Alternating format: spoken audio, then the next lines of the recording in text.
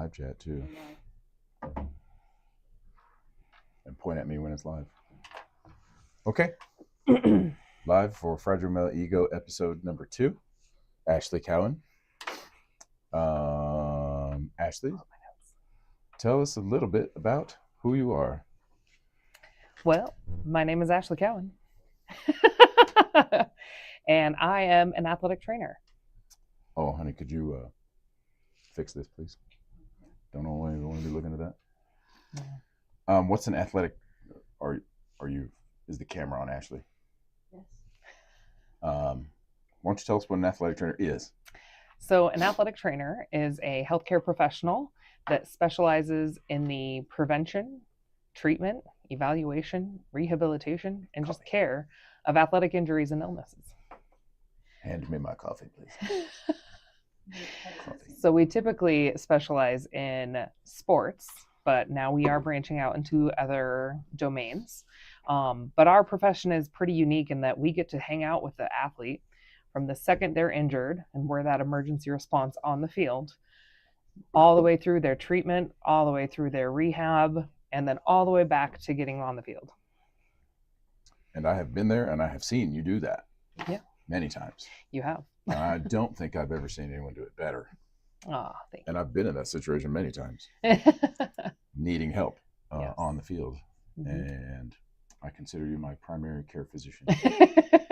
So you should have just said, we're primary care physicians for people who can't afford that. But we are not. So. But they're not. But we're not. They're not. Let's see. Making sure the camera feed is good. It is. We're in. I keep leaning into your shot too. You do. Okay. What type of sports are you providing that for? Because I know you're doing it for rugby, but I've known you for a long time, and I think you're doing it for all high school sports. All high school sports, but not just high school. You're doing it anytime somebody doesn't have an athletic trainer on any team. You're just like a name that is on people's lips, at least in Colorado, probably in more states than Colorado too. Yeah, a little bit. So I am stationed at one school, but when I am not covering those school events and I have extra time, I do try to pick up other sports and other teams that need help. People are always looking for an athletic trainer. It's very hard to come by extra free athletic trainers. So yeah, the need is high. Why aren't athletic trainers free? Because we have full-time jobs. As athletic trainers? As athletic trainers. And so a lot of sports, like many rugby clubs, they don't hire a full-time athletic trainer. So they don't have someone constantly there with them, but they need an athletic trainer just for their games. And so that they need random athletic training coverage. And sometimes it's very hard for athletic trainers to help. What's the problem? Okay. Tell me about like why athletic trainers are so necessary. Because I already know, but the dudes out there making health budget decisions don't. That is very true. So they probably look at you and think, she has Band-Aids. I could just have Band-Aids and then I don't need Ashley. Yes. And why is that stupid? Yeah. You know, the number one thing people think we do is just tape ankles. And they're like, how hard can that be? You tape ankles and you hand out water. Because that's what they see us do. I was almost ready to say, I can tape my own ankle. But I bet you've seen a lot of people attempt to tape their own body parts. Yes. Are they doing it correctly or incorrectly? You know, I don't like to say there's any wrong way unless it's hurting. If it's causing a problem, then it's probably wrong. But if it's not hurting and it's helping, then it's fine. I have seen you put tape on a person that looked like only you could do that. Oh. What I mean is like you start the tape in one spot, you like lift the body part back into where it's supposed to go, and then you crank it down. Oh, yes. And I guarantee you can't do that to yourself. No. Yeah. And I've seen like that's the only taping I've seen you do. Yeah. I haven't seen you do like, whoo, okay. Yeah. You're good. You know? Yeah, there are a lot of specialty tape jobs, and that's why we go to school to learn all those things. But then there are many things. I sometimes feel like athletic trainers are the MacGyvers of the healthcare field, because we often come up with the most random shit. We're allowed to cuss on this one, right?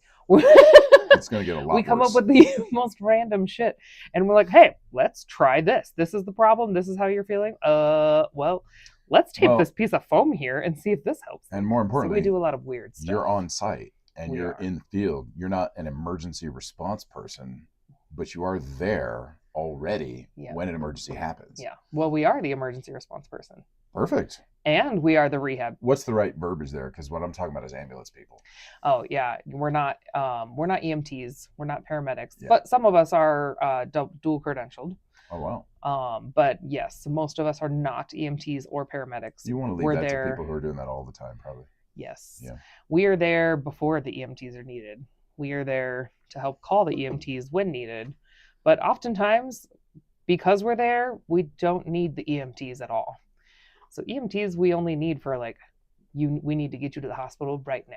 And we need someone who's medically trained to help keep you alive while you get there. Yeah, and I've seen you do that many times. Yes. I can think of two that stand out in my head. I guess you weren't there for the second one, but you'll know what I'm talking about. So the first one I saw, I was playing rugby in Utah, and important smart player, not me, got hit in the head and busted open his head. Actually, I've seen you do this a couple times. And you have enough supplies there and training to know how to like successfully put that head back together. And then the stupid people can decide if they're going to go back on the field or not. And in rugby, they always do. They always do. And I do too. So I'm not exactly saying that's dumb or stupid. I'm saying it's what we do. Yes. You hear a lot of stories, and I'm hoping we'll hear more horror stories from you today, because I only know that time that dude split his head open in Utah. And I'm pretty sure I got a picture of him going like this with like bandages on his head. And he's like, I'm going back out to play, because Ashley made him available to the team again with not bleeding from the head. And then the other time was when in Aspen, that dude completely ripped his hand in half. Oh, I know exactly what you're talking about. Right? Like 2 inches right down. 2 inches down in the center, his hand was just ripped in half. Yeah. And as a rugby player, he's just like holding it together, going like, when can I get back on the field? Yes. And you need to see an athletic trainer quickly, and they're going to be like, well, here are some steps we're going to take. Dum-dum. Yeah. Yeah, that one's a definite emergency surgery. So.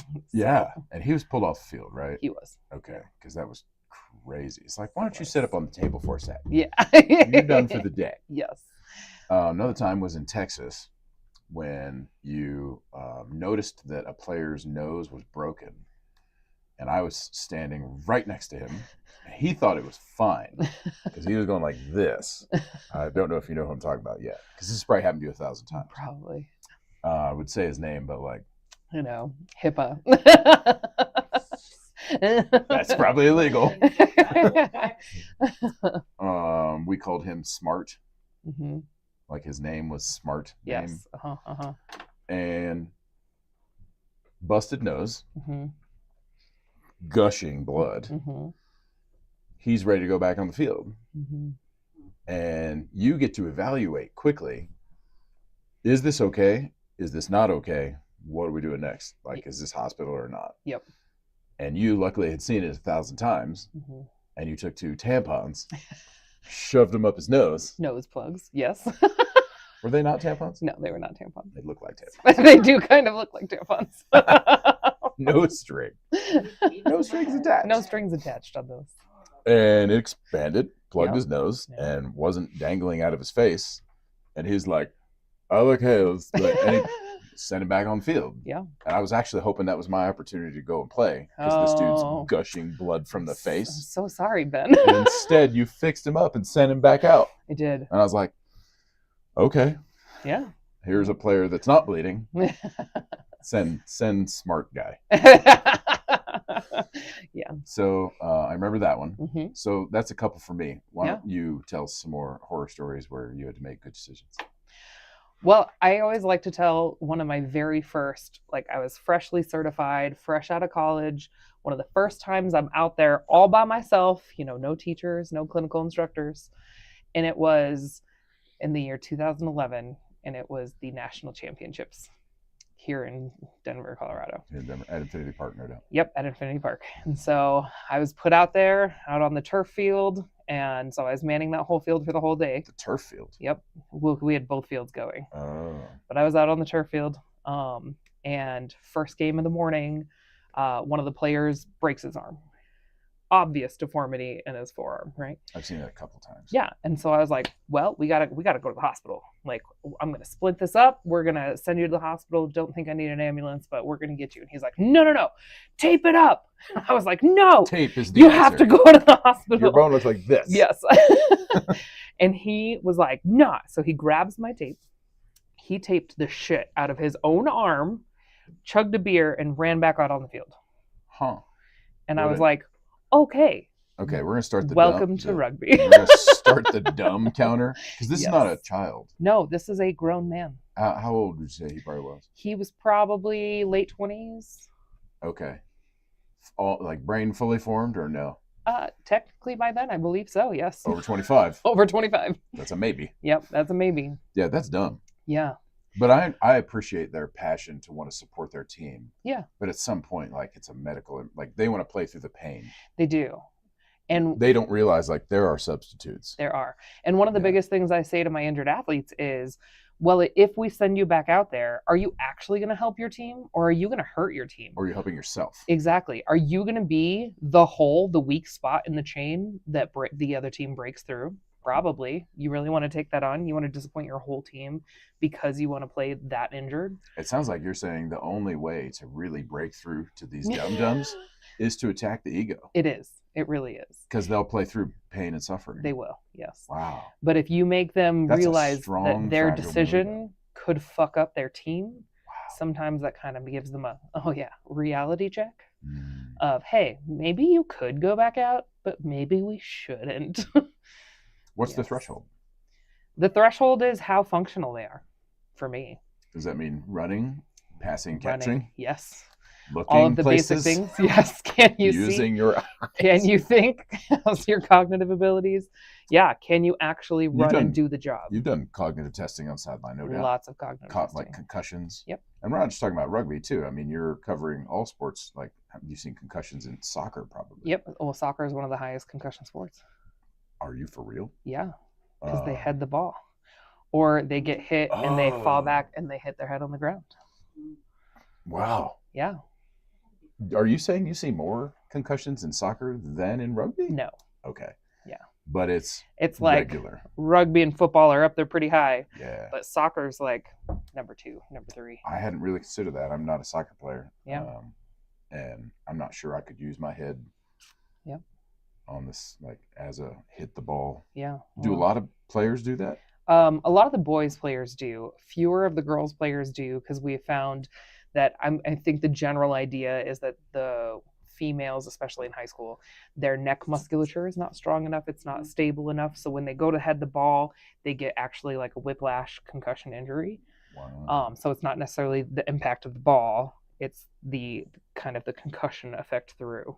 Wow. So they do that less and less. Companies have even created the little like padded bands for them to hit the ball. So hopefully they don't get a concussion because they're hitting it with a pad. That would mess with the trajectory of where it's going too. It could, but also, like, again, it's not the actual impact of the ball here that causes it. It's the concussive force and that force down onto the neck and the brainstem. So there's no changing that. What ages do you start seeing that in both men or boys and girls? Because that concussions in general? Well, in soccer, because like my sister's 5-year-old, 6-year-old is playing soccer. Yeah. And I'm just curious, at what age do boys start thinking they should hit the ball with their head? And how is that different for girls? That is interesting. And I wonder if you are you even dealing with kids? Because kids probably kids are elastic and bounce back real easy. Do they still need an athletic trainer on the field? Because kids soccer is huge. Yeah. Youth sport is huge. Like, what's the details there? Yeah, I'm not exactly sure what the answer to that question is, because I don't cover enough youth soccer in all of those age ranges. But when they have giant youth soccer tournaments, there are absolutely athletic trainers on site, or they definitely need to be. Usually have a super wide range in age in those big tournaments. So it's down from the little 5-year-olds to potentially, usually like 13-ish year olds right before high school are typically those tournaments. And so, yeah, they constantly need an athletic trainer. They're constantly getting hurt. They're rolling their ankles. They're breaking their bones. Yeah. They're falling on their arms and breaking their arms. Like, really? Yeah. So, I mean, shit happens in Wow. everything. So it's always good to have an athletic trainer there. Yeah. Yeah. I don't know how, are there teams that just are not teams? Are there organizations that just don't? Yes. They're like, we don't need this. Yeah. We have parents. Yes. Parents can dial 911. Like, yes. There are many organizations where, to be honest, athletic trainers are expensive, right? It's a big cost to hire one for your games. And it can be an annoying cost because oftentimes when things go well, you don't actually use the athletic trainer, right? They don't have to respond to any emergency injuries. And you're like, dang, we just spent hundreds of dollars on this person just to sit there at the game. And I can understand how that's pretty frustrating because we're there when shit really goes down too. Yeah. And many clubs have parents who are nurses, doctors, PTs, EMTs, firefighters, and they then lucky for them. Step up and they try to do our job for that team, which is like, great. I'm so glad like you're trying to help, but also like you're not really trained to do that job. You're like a lawyer stepping in for a judge. Yes. Yeah. So that puts a lot of liability. It's liability on the person stepping forward trying to help and be there and do the right thing and help, but they're not trained to do it. So that's liability. It's liability on the team because they are now employing a non-qualified professional. So they're opening themselves up to liability as well. Whew. So the lawyers win again. Yes, the lawyers always win. And one of the best arguments to have us there is liability. Is we cover your liability. Well, I've always just looked at you and thought, I'm so glad you're there. Because now if I get hurt, my first interaction isn't going to be like with an EMT or a surgeon or a doctor. Like, because in my mind, it's like, now it's really bad and really expensive. Yes. And if I look over and I see you, I think she's going to put me back together, regardless of how broken I am. Yes. And one time I had sliced my index finger. I still have a real nice scar right there. And it happened at like 9 p.m. the night before. Do you remember this? Yes. Okay. And I walked in the next day at 4 p.m. all through work. And I was like, I'm just going to bandage it up until I see Ashley. And saw you. And I was like, yeah. And we unbandaged it. And you go, oh, yeah, that's fine. And I forget. I mean, I knew you weren't going to stitch it up and charge me $1,000. Yeah. I knew you were going to put it back together the correct way because there's plenty of rugby players who are just like, I'll just use Elmer's glue or I'll just use pipe cement. Like some of them get real dumb. They do. And I've seen a dude super glue his head back together. I've done that many times in I'm rugby. Sure you've done that a few Definitely times. not the right way to do it, but it's the way we do it sometimes. It probably closed the wound, but then he went back on the field. Yeah. And you're like, dude, I don't know if super glue is going to survive impact. No, it doesn't. But you taped my finger shut. Yes. And wrapped it all up. Yes. And said, you can either go get stitches or you can let it heal and there will be a scar. Yeah. Yeah. And I was like, I don't have the money to go to a hospital. If this will work, it will still be a finger, I'm good. Yeah. And I went back on the field immediately. Yep. And I had this giant bulbous wrap on this finger. And I just learned to catch with one hand. And arguably, that made me a considerably better rugby player. So I'm just glad it was my left hand that was taken out. Yes. Not my right. Yes. Because learning to catch everything only with your left hand, my brain like forgot that this hand was injured, and I tried to catch one-handed a ball like this, and it just hit directly the bandage. Yes. And it hurt really fast. Like, oh, I literally got yelled at by the other players for dropping the ball. And I'm like, do you not see this? You are dumb. It's like, it's a very large bandage. Yes. You know? Yeah. When you interrupt play and you are, whether you're bandaged or not, I guess they just look at you and go, oh. Yeah.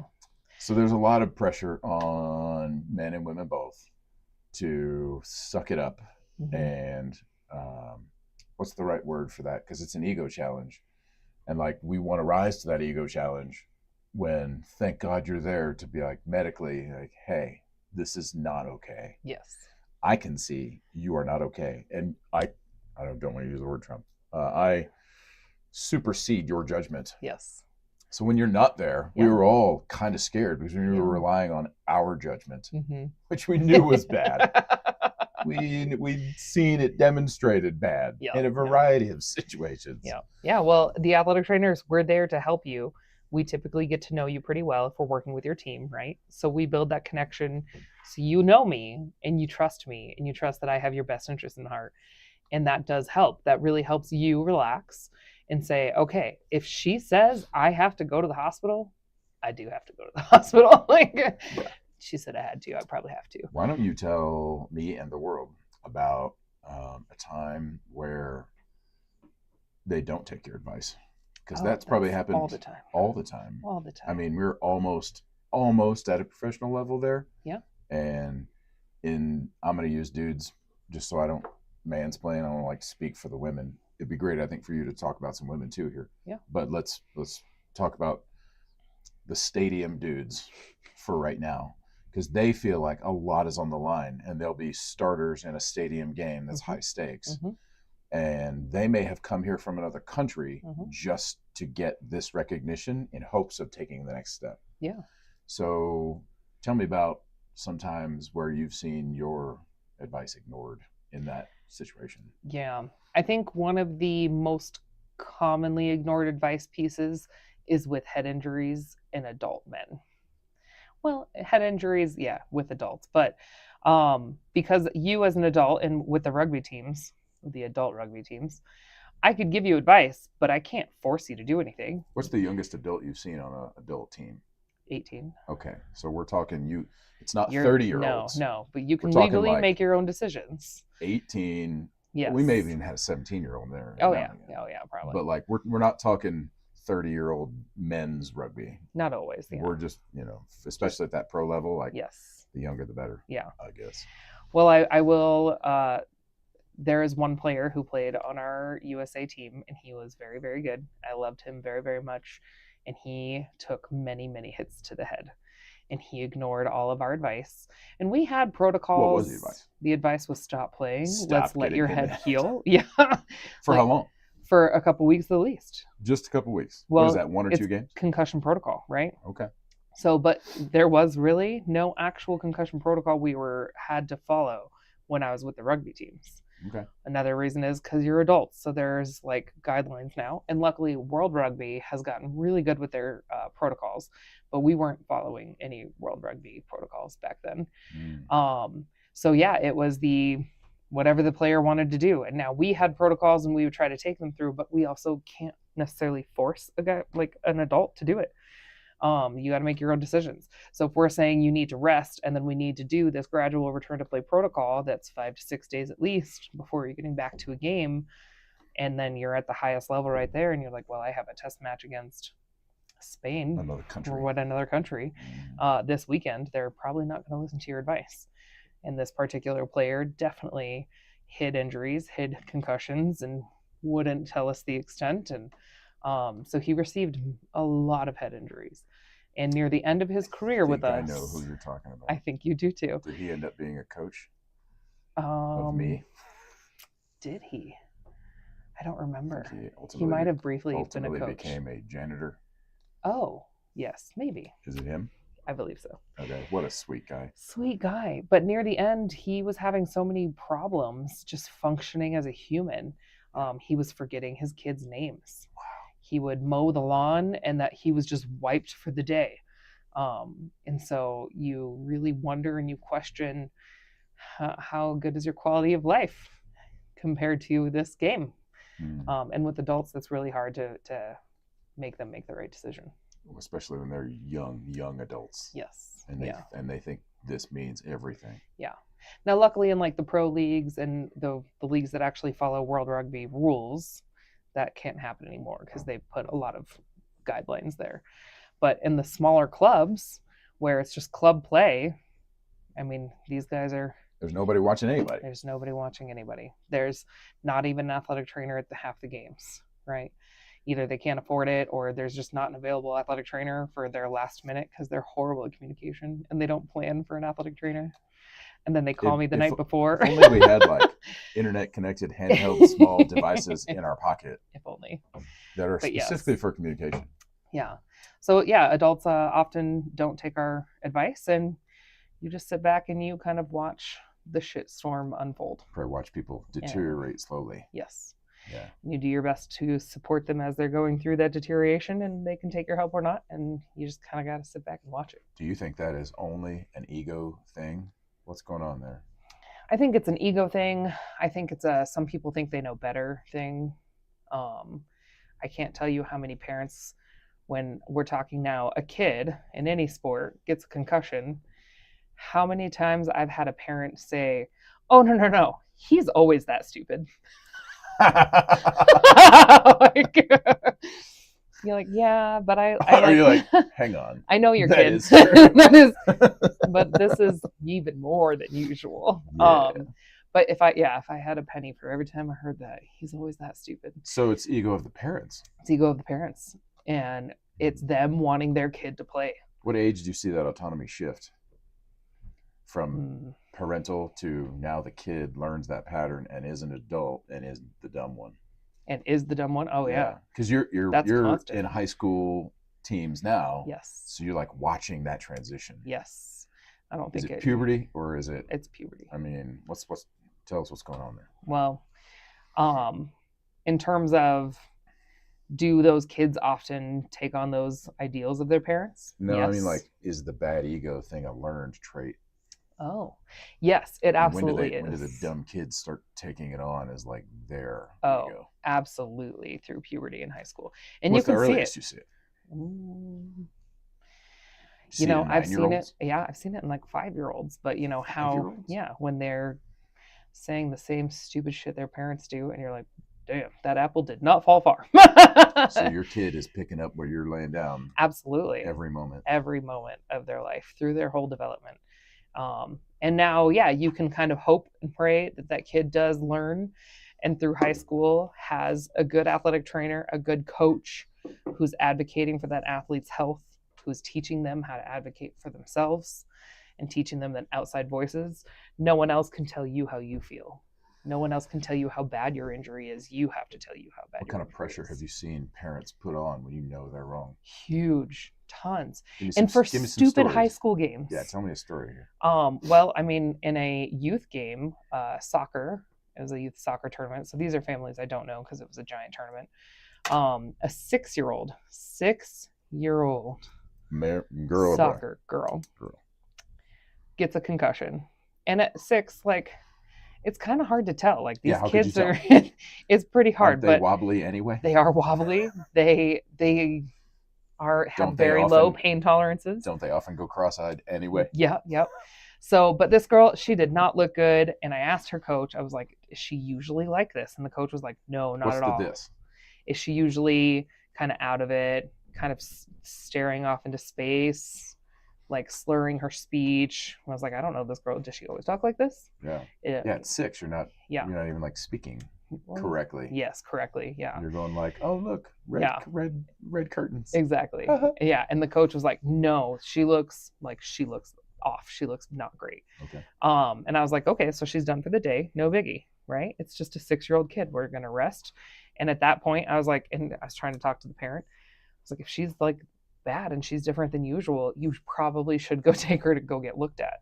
Because with kids especially, their bodies are so good at compensating for an injury, and they compensate and they compensate and they compensate. And by the time you actually see the signs, shit goes bad real fast. Give me some detail there. So it's their circulatory system like really compensates for the injuries. So you don't see the outward signs of something, but then all of a sudden, like if a kid like then passes out randomly, they are in trouble. They are quick. Like, I was coaching under 10s, 9-year-old. Yeah. In I think the summer in Glendale. And this is like 10 years ago.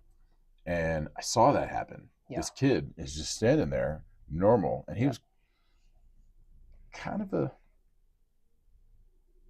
I don't want to say slow because he wasn't a slow runner. Yeah. But he was just a kid who, like, you could say, here's the ball. You're going to run to that cone. Ready, go. And they just like set the ball down and look at you. And you're like, that's not it. Yeah. Pick up the ball and you put it in their hands and you go, you're going to carry the ball over there, but in a running type of way. You're going to like run over there. Yeah. And you see these other kids who like can't wait to pick up the ball and run. Yes. And this kid was just, not really catching on as quickly. Yeah. So you start to look at that and you go like, okay, that kid's just not getting it as quickly as this kid. Correct. And then all of a sudden I look over and he goes, Coach Ben? And I was like, yeah. He goes, I don't feel so good. Plop. Yes. And I was like, this kid is dead. And I was not like, on to the next one. That's not what happened. No, he did fall over. Yes. And we had a head coach. Yeah. Who shall not be named. And she sprinted over to me and goes, I know exactly what to do. I was like, oh, thank God. Because I don't know if this is an ambulance situation or not. Exactly. Like, what does it mean when a kid passes out? Because, like, you call it ambulance. Is it just heat exhaustion and you go like this? Yeah. Do you dump a bucket of cold water on them? Yeah. Like, I don't know. You don't know. Yeah. And I bet parents don't really know either. Yeah. And they're like, oh, it's my kid. He'll be fine. You're like, yes. How about you don't know anything? Yes. How about we let Ashley handle this one? Yes. Were you there that day? Do you remember running out? I don't think you remember that. There. Chris ran over and he kind of knew what to do. Great. Yeah. And he got the head coach and it was an ambulance situation. Good. Yes. And the parent, anytime a minor passes out, you call an ambulance. Oh, this is a 9-year-old. Yeah. And I think I remember blood from the nose. Oh, yeah, that's not And I was like, I do not know what's happening right now. Yeah. And I felt kind of stupid. I was like, man, I'm the coach. I should probably know. No, that's why you have athletic trainers, because you did not go through that training. No. Yeah. I guess I'm glad that day my ego did not prevail. Have you seen parental egos prevail in that situation? He'll be fine. All the time. Tell him get up. All the time. Run it off. Yep.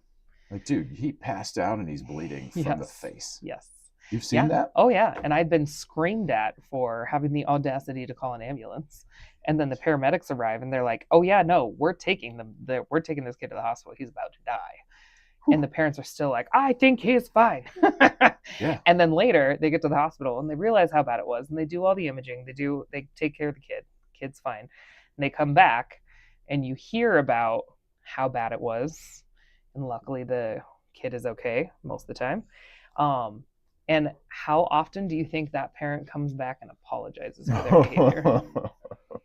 Very, very Has it ever rarely. happened? It has. It has? But like maybe once or twice. Wow. Yeah. Tail between legs. Yes. Yeah. And now I have had parents come back. It's like that third party parent. So if your kid, third party parent, if you're the parent and your kid got hurt and I'm helping your kid, right? The third party parent walks up, sees what's happening, doesn't fully understand the story, but now starts yelling at me because they think I'm doing something wrong. Because they are a nurse. Person. Yeah, they are a healthcare professional of some sort. Normie. They think I am doing something wrong. Okay. And they try to bust in, they try to take over, they scream, they yell obscenities at me usually, or the other athletic trainers, because this happens all the time. Get the fuck away from my kid.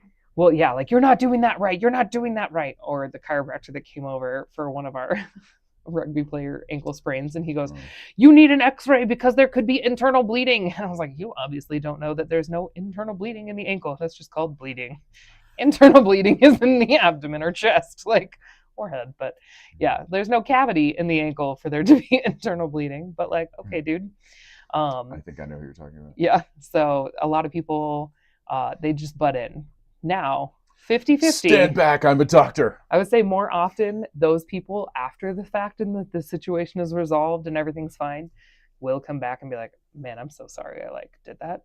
Like, I didn't understand what was going on and I was trying to do what was best for the injured person. And you're like, yeah, I get it. But it's really more of they want, maybe not on the surface, but like something inside them wants the credit. Yeah. And doesn't want, it's not personal, but it's like, this person probably doesn't know what they're like, doing. I know better. I do. Yes. Yeah. 100%. Yeah. I wonder if you could wear something that's like a coat that says "Stand back, I know what I'm doing." That would be funny. Because I don't think I ever saw you wear one that said athletic trainer, and I wouldn't have known what that means anyway. Exactly. But if I see a red cross, yeah, I know exactly what that means. Yeah. So we do try to sometimes people in our profession try to wear the red shirt with the cross team garb that says like medical staff or sports med staff or something. And sometimes that does help. Sometimes that does not matter. I mean, you have to be able to afford that. Yes. Because that's another $100. It is. Yeah. And that's if you have one. Exactly. You know. And then, the same problem comes when we call an ambulance. So if we're on a field and we activate EMS, an ambulance comes, that paramedic is walking into the situation not knowing who I am, not knowing what I do, and they just try to take over. So we've all learned and had a lot of conversations with our firehouse staff. And as long as you are very clear at the beginning and you assert yourself and you're like, I'm in charge of this situation. I am the medical director. Yeah, this is what's going on. Then they realize, oh, you do know what you're doing. Are the firefighters... Now we can talk. Firefighters are trained as EMTs? Yes. Sometimes. I am not positive. Question mark? I'm not a firefighter. I don't know. Or like EMTs are embedded with fire people, I think. Yes. So if you call fire... They usually either have some training or they is... brought them. Yes. Yeah. Paramedics and EMTs. Correct. So I forgot what I was going to ask, but I guess I was getting at, like, do they know athletic trainers? No. Do they know that if they see someone identified as an athletic trainer, they know what that is? No, not most of the time. Why? They should be part of that chain. They should be. Because when they walk up and they're trying to identify what the hell's going on, the fact that you're there, they should immediately know what qualifications you possess. Yes. How long your training is, how long you've been maybe not how long you've been doing it, but yeah, they should be aware of what we do and what our protocols are. Yeah. So not I would say it's kind of 50-50. So in our school district, our medical group has done a very good job in reaching out and coordinating with all of the fire stations that respond to our facilities, whether it's our school or our stadiums. And so we bring them out to our stadiums. We have a chat about who we are, what we do, and we run through some of our typical emergency protocols. This is how we do it. In football, we take off the football equipment for a suspected C-spine. What's a C-spine? A cervical, like a neck fracture. Oh, okay. So we remove all the football equipment, but we're trained to do that. So we do that so that the EMTs don't have to, because they don't know how to. The emergency room doctors don't know how to. They don't? No. How many? Yeah, why would they? How many of them have I figured that'd be football part of their equipment? Training. Yeah, no. Like, it's not something they see all the time. 7 years, there's not like a football page? Nope. Yes. Yeah. Drownings in the pool? They just deal with far too many things. Drowning pool. Pull a person out of water. And even, so on my football team alone, this is totally branching off, I have like 7 different kinds of football pads. I have 4 or 5 different kinds of football helmets. They all come off differently. Some of them have the face mask release. Some of them don't. Like some of them you have to screw off. Some of them have a little quick button release. Wow. Some of the pads, like we always just say, you just cut it off, right? So if you have to do CPR, just in case, we cut off the pads. Well, some of the football pads have this super hard plastic piece that you can't cut through with shears. That's what we were when I was in 7th grade. Yeah. So I had to go, we went to Home Depot, figured out what do you have that will cut this? Angle grinder. Yeah. It ended up being a PVC pipe cutter. Dude. So we have that in our toolkits. I'd say you've got one in your bag? Yeah, I do.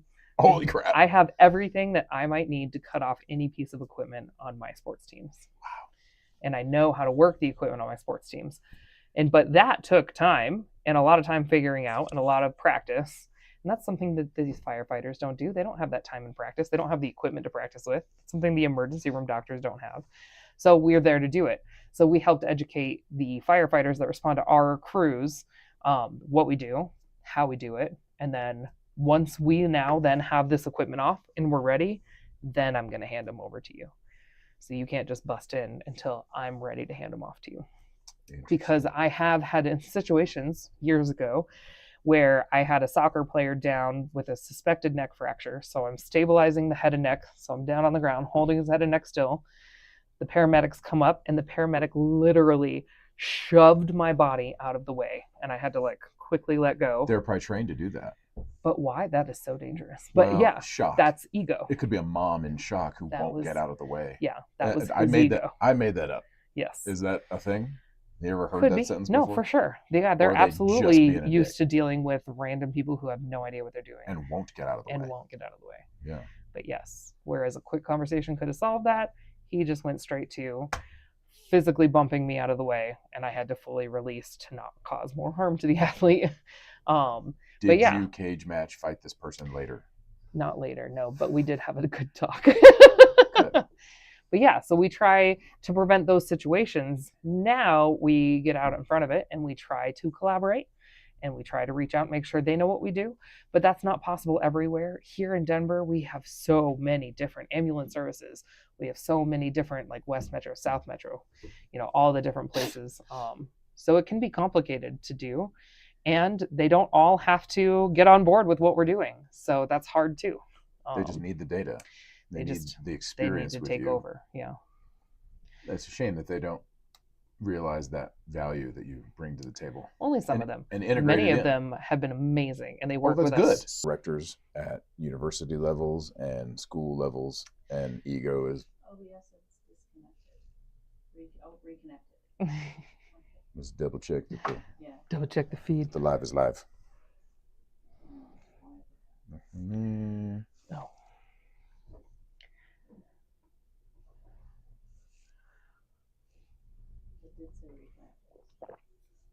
So we should be good. Yep, it's working. All right. So athletic directors, love them. Every school has an athletic director, so you do have to work with them. In some school systems, the athletic trainers are employed by the school. So usually that athletic director is their direct boss. Not super ideal, in my personal opinion. In many school systems, they contract with hospital groups or doctor groups of some sort. And so the hospital group is the boss of the athletic trainer, but we still work, coincide and work with the athletic directors at the school. And that's a much better situation, in my opinion. Athletic directors are not medically trained. They don't know what's going on. So should they really be telling you what you can and cannot do medically? Probably not. No. Exactly. So it's great that at a hospital system, the hospital can, the doctors can, they can do that. They're trained. So I like that system better. And then we just have a collaborative working and relationship with the athletic directors. And that is, it's human beings. Some of them are great. Some of them are not so great. Some of them don't do their jobs very well. Some of them have the athletic trainers' backs. Some of them don't because they just have no idea. What's one of the worst situations you've seen where an athletic director's straight up incompetent? Yeah, that would be in Texas. Oh. Where the athletic director at the school was also the head football coach, which I think is a huge conflict of interest. But yes, that is very common in Texas. And I totally get why, but why? I don't. It's money. Oh. It's because the school can pay that one person to do two jobs. Whereas an athletic director, otherwise, I think the university level is pulling in 150 or more. Probably, yeah. So athletic directors can get expensive. Yes. Okay. Yeah. Hey, coach, why don't you just do it? It's just Gmail. Yeah. Something like that. Well, even at the high schools here, our athletic directors are also assistant principals. So even they are wearing multiple hats. So they have a lot on their plate too. And I don't think that they should necessarily have to do all that because you're one person doing two jobs. So something's going to fall through the cracks, right? You're not going to be great. Really great at one or really great at the other or kind of good at both? Kind of good at both, yes. You ever seen somebody be great at both? Yes. Really? Yeah, we have quite a few athletic directors in our district that are phenomenal. They're there for the support. They're there at all the games. They're wearing multiple hats and they can do it. But I also kind of feel bad for those people because they are at school all day long from 8 a.m. to school start to the end of school. And then they're there for all the games and they're there for all the night games. I'm only there for after school. Yeah. And they're there all the time. And I see them at all the games and they're super involved and they're really helping out. And I was like, they are amazing, but they are also way overworking for what they're being paid to do. Probably going to get burned out too. Totally burned out, right? Because you can only keep that up for so long. 12 or 14 hours a day. Yeah. Before it affects your family life. Yes, absolutely. Yeah. But they're out there. But yeah, we do need to figure out a way to get that better. But there are some ADs who they're not the great leaders, right? Because again, and this is management all over the place. We often don't have management training. We don't train them how to be good managers. So oftentimes they're not great managers.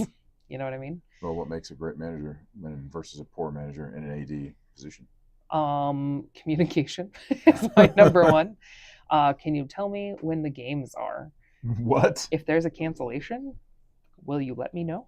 So I'll this last weekend for us, we had a Saturday game planned for 11 a.m. Well, because of all the snow we just got last week, that was all changed, and games were rescheduled and pushed back, and whatever that happens. But not a single adult told me anything. Okay, so it ended up being Saturday. We had a doubleheader. So I did hear through the grapevine that now we have 2 games Saturday back to back. And I was like, okay, that's fine. But no one told me that those games were now starting earlier. So I arrived at what I thought was going to be an hour early, and the game was already going. And I was like, what is happening? Wow. So they don't, like, the communication is just, there's always going to be communication problems. Telling us when schedule changes is the number one problem many athletic trainers have. Bathroom break? Oh. Okay. Interesting. Well, yeah, and I think that's any job. It's just communication, right?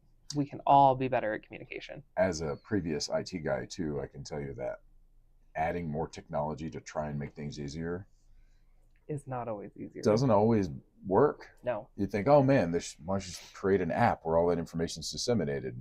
Well, if you do that, you spend a lot of time, you spend a lot of money, you create a lot of training. They just won't do it anyway. Mm-hmm. Like at some point, it still comes down to accountability of everyone involved. Yeah. I guess, like especially someone with director in the title. Yes. Yeah. Like you can be good at communication verbally. Yeah. On the telephone, in Gmail, a custom app situation, but it doesn't have anything to do with the technology. Correct. I don't know if you can train that either, because you're really just training being thorough, being accountable for what you are being paid to do. Yeah. Doing what you say you'll do. That's accountability. That right there is my biggest problem with most men, Ben. Don't worry. I'll let you know. Let's bring it back. Yes. Is that a man problem? I don't know. Accountability is often across both sexes.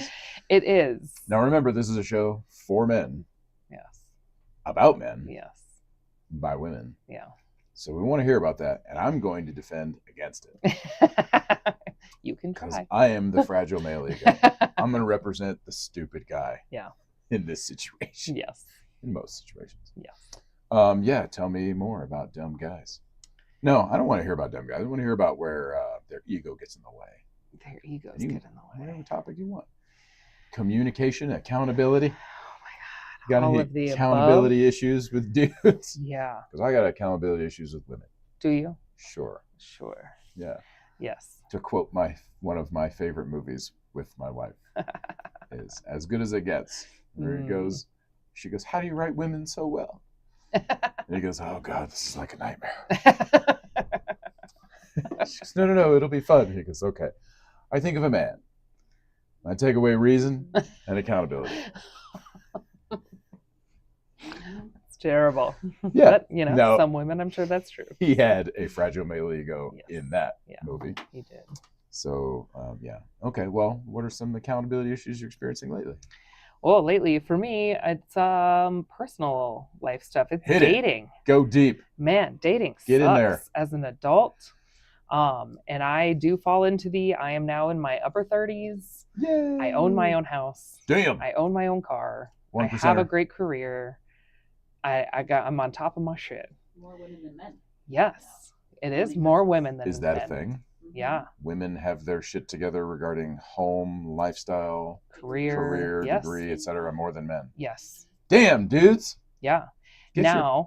For real? Yeah. It took 2 generations? Yeah. Not even. All Not we had to even. do was allow them outside of the home. Yes. And now that delete. that we don't have to depend on a man to support us to survive. Get your own bank account. We have our own bank account. Get your own credit card. Exactly. Get your own home loan. Yes. It has become, and I feel for the guys. Like, it is much harder for a successful woman to want them because now they have to be quality human beings. Interesting. Yes. And I wonder will if say that's ever gone away. Maybe that's always been a thing. Maybe I'm wrong. Probably always been a thing, but I think the women in the past, like 50 years ago, were forced to just deal with it because that was the only way we had to survive. We couldn't have our own bank accounts. We couldn't have our own careers. So we had to be married to a man that was paying for all of our stuff. You're willing to accept a lower quality dude. And it wasn't even willing. Because You it comes with had these to. benefits. Yeah. Benefit of having being in a home. In a home. Yes. Not being homeless. Absolutely. Interesting. Not being a prostitute. Why do you think prostitution's so big, right? Man. Divorce rates are Well, I was gonna huge. say, as a dude, I had a different reason there. Yeah. So yeah, I feel for the guys because the whole societal expectations have shifted. We have much higher standards. And I'm not saying all women are perfect because we are not at all perfect. And it is kind of sad as I've grown, I have gotten to a stage where I like things in a certain way. And if you can't compliment that, then I don't even want to have anything to do with you. But some of my biggest problems with men lately are doing what you say you're going to do. So if you say we're going to hang out, like we're going to have a date, we're going to go to dinner and a movie this day, this time, and not showing up. Or like an hour before saying, oh, it's going to be, I have a meeting running late or whatever. I'm stuck up in Greeley. Probably not going to be back for another 2 hours at least. That's now just you're like, poor planning. Poor planning. Yes. But again, if only you had like a doing what you say you're going to small fucking internet connected handheld planner in your hand. If only. All day. Right? I don't get how people are bad at planning. I don't either. Or communicating when things change. Yeah. Yeah. That's what your $1,300 device is for. Yeah. Exactly. Not TikTok all day. Yes. I watch TikTok a lot. Yeah. But I'm also good at planning and like communicating. Yeah. I will never understand why when I text someone, they simply don't respond. Yeah. I feel like that's a thing that's being taught to most people. Yeah. I don't know if it's a man or woman thing, but I actually experience it with men like way more than women. Oh yeah. And that could just be my experience, but I will text dudes and it's like they've never owned a phone. Someone must have come up to them and said, you know what, man, when you get a text, don't respond to it. The worst thing you can do is respond to someone reaching out for your attention. Well, they obviously glanced at it and realized. Don't do it. Well, in an iPhone, you have that where you can see that they saw it. That's true. And on Android, maybe we do, maybe we don't. I can't remember. Yeah, I don't know. I also don't care. Oh. Like, I'm not looking for, did you see it? I'm looking for a response. Yes. And if you're someone who's not responding, I don't know why you're doing that. Yes. We're over here creating the idea of, are they smart enough to think I'm going to not respond and here's why? Or do they just not care? Look at this now. That's a great question. And that's what question I had for you is why? Why are men so bad at that? But I'll admit, women are too. And I've met a couple women lately. Several women have done this to me. Yes. And I now, as a 43-year-old man, can look back and say, it's because they did not want to give me that attention. Yeah. And that was on purpose. Well, it's not angry or manipulative. Yeah. It's choice. And it's a choice to not. See, I've met some women lately who are on the manipulative side. Dude on dude, I don't think that's the case. No. Because I'm not gay and I'm not texting a gay guy. True. So, like, where's the communication breakdown there, dude? Valid. Yeah. So if that's bleeding into all of their lives, including heterosexual correspondence. Yes. I don't know what's going on there. Yeah. I mean, it is really hard to say, hey, I'm not interested, because you don't want to be mean and impolite. Yeah. And that might be the message you're trying to send. Maybe. But if it's not a heterosexual correspondence, and it's like lady on lady needing information, or dude on dude, not heterosexual, not like just needing information. Yeah. I don't know why responding to communications is like so difficult. Mm-hmm. Maybe it's the act of typing. Maybe it's a technology issue where it's the human machine interface is picking it up, looking at it, and having some motion. Yeah. Because I can't tell you how many times. Okay, I can tell you how many times. A few times, like less than 5, I will be watching TV, and my wife will say something, and I have to discern: does she need my attention here or not?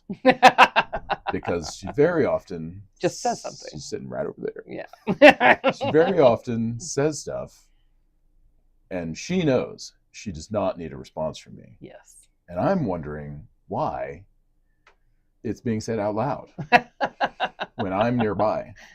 And I tell her regularly, honey bunches, I'm a verbal process. I tell her regularly, you are training me to disregard when you speak. And That is I true. am not interested in that kind of relationship. Yeah. I want to be somebody who cares about when you speak. Mm-hmm. So don't train me to disregard what you say. Yeah. That So is if fair. you are saying stuff, I'm immediately going to say, do you need me to be listening? Let me rephrase. Do you need me to be listening? There you go. It's all about tone. But if I'm sitting there watching TV, I'm thinking like, I have to make those sounds. Yeah. God, that's so annoying. I'm going to have to pause it. Motivation. Because if Yeah. I make a sound, she's going to make another sound. Yeah. It'll be like And then a I'm going to miss conversation. everything we were just watching. I know. Yes. Now I got to pick up the remote, pause it, and be like, do you need my attention right now? Yes.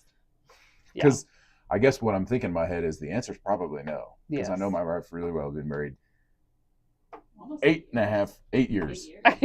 Coming up on the 8-year anniversary. I can't believe it's been that long. It's been- Man. Yeah, you were at the wedding. I was at the wedding.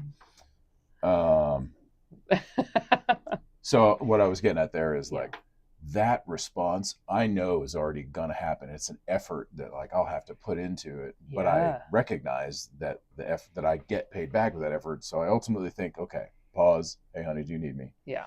And what's really fun is when she doesn't even hear that. Yeah. And I'm like, didn't even need to pause the show. She would have just walked off, not giving a fuck. Yep. That's So, yeah, that is true. but I guess what I'm doing there is training myself to like, if she needs me, Yes. there's nothing but okay. People might think, God, that was annoying. You know what's really great is a wife who wants you around, Yes. a wife who knows when she speaks, you're probably listening. Mm-hmm. As a lady, I can't imagine being married to some dude who like can't wait for you to stop speaking, or doesn't want you around, Or gets angry when you do. or speak. gets angry when you intrude on their consciousness. Yes. Extremely frustrating. And then they snap back and they get angry really quickly You mean in person? in person. Yeah. And so it's a hard thing to negotiate. And it's something you guys have now figured out. And obviously it's still something that's like, oh, it's so annoying and you get through it. But you guys have figured out a very good way around it. So each couple has to kind of figure that out for themselves and what they have to do and the effort they have to put in to fix it on both sides. So, and that is a good thing to do. But I guess at the core of it, I have the goal of the relationship. be married Yes. to her. Yes. Stay married to me. Yeah. There's and two being things. willing to Because calm being married that temper. by itself Yes. is different than being married to her. Correct. You pick your person and you Yes. go, here's what I'm going to do to make sure we stay together. Yeah. You keep picking your person. Yeah. But Yeah. that's Maybe a that's what conscious they're not choice. doing. That is what they're not Or doing. maybe it's a choice they're actively making Yes. and they're too polite or don't want to hurt somebody when it's actually really hurtful to not be honest and open. Yeah. When they're like, through your actions, you're not choosing your partner Yeah. by ignoring them For sure. or by getting mad when they speak or like waiting to text them back. Yeah. Not prioritizing the communication factor. Yes. You're basically saying like, you're not that important to me. 100%. And that's how it feels. Yeah. And That's when, not a man. and most Like men. women feel that way. Men feel that way. Yeah. That's a two-way street. Yeah, it is. And I would say in most of my experiences, men are the ones and they think that they are better than you and they don't have to respond to you. You know, I've met because a only few their dudes- needs are what matter. I've met a few dudes who actually say that. Yes. and I can't believe it when I hear it. Yeah. You must hear it a lot. I do. I don't mean you personally. I'm just saying, No, as a yeah. woman, Yeah, I hear you're from other chasing women. dudes more than I am. Yeah, So like, do they say this a lot? they do. Is this? We just watched the Manosphere thing, and I was like, I can't believe there's people out there, men, Yes. who are that stupid. Yeah, they really are. As a woman, what are you seeing out there? Give me some data. I'm seeing a lot of the stupidity. I'm seeing low effort, no effort put into either communication or their personal hygiene is one of my next biggest. Whew. Do Can you mean shower? 18-year-olds or do you mean adults? I mean adults. Woo! I'm dating adults and they fucking stink. And they are of the like theory that when you're in the shower and you shampoo your head, the soapy water just rinses down. It trickles down and it cleans your body. Like, are you saying you have this data? I have dated many of these. No, I'm saying, do you have like a man has verbalized this to you? Yes. Shut up. I can't possibly believe that. Yeah. Yeah. More than one, Ben. That ego. More than one. Ego, okay. Popped. Balloon popped. Yes. We're going to do a balloon popped graphic, and Hillary can just put it up on the screen. Balloon pop. Yeah, like, That'll be like a Yes. on-off graphic we'll add that'd in be there. great. Um, But yes, that for real, there are dudes who For think real. shampooing your hair. I wish I were joking, Ben. Do they have long hair? No. What I'm really asking is it a lot of shampoo? No. Because short hair requires a smaller amount of shampoo. Very, very much like, smaller. Not enough to cover your whole body. Correct. Yes. Or like, And even just this, not good I enough. think they call that a PTA. Yes. Yeah, they do call that the PTA. Pits, tits, and ass. Oh, I heard it as pussy, tits, and ass from my grandma. From your grandma. Is your grandma still around? She's not. Damn. But that was one of her favorite. My God, favorite that'd be books. hilarious. Grandma. I'd be like, grandma's on next. Right? Grandma's Yeah. But yes, no, legitimately I've heard this. So like my last relationship, I actually bought him a loofah and I bought him all of whatever particular soap he needed because his skin is sensitive. That's a strong message to send. That yes. Well, and for Christmas I got him cologne. Like, I mean, the signs are there. Subtle. The signs are there. Especially when I'm asking you to scrub your body better because you stink. I gave him chances and he still would not take them. So obviously he wasn't even willing to put that effort in to maintain the relationship. Good heavens. Correct. I told my younger sister one time when she went to Purdue. She's so excited going to Purdue. Very pretty young sister I have. She was going to Purdue and she joined a sorority. And I went to Purdue and I have been to fraternity parties. You know, sororities don't have parties, but they go to the fraternity parties. And I just said, hey, you're allowed to do this. As your big brother, I'm giving you permission. Yes, that's the thing. Because, like, I'm going to be keeping tabs on you. Yes. And it's totally cool if you want to bang fraternity dudes. It's college. It's probably going to happen. You're pretty. And the assault will be real. I don't mean the assault. I mean, like, the barrage. Yes.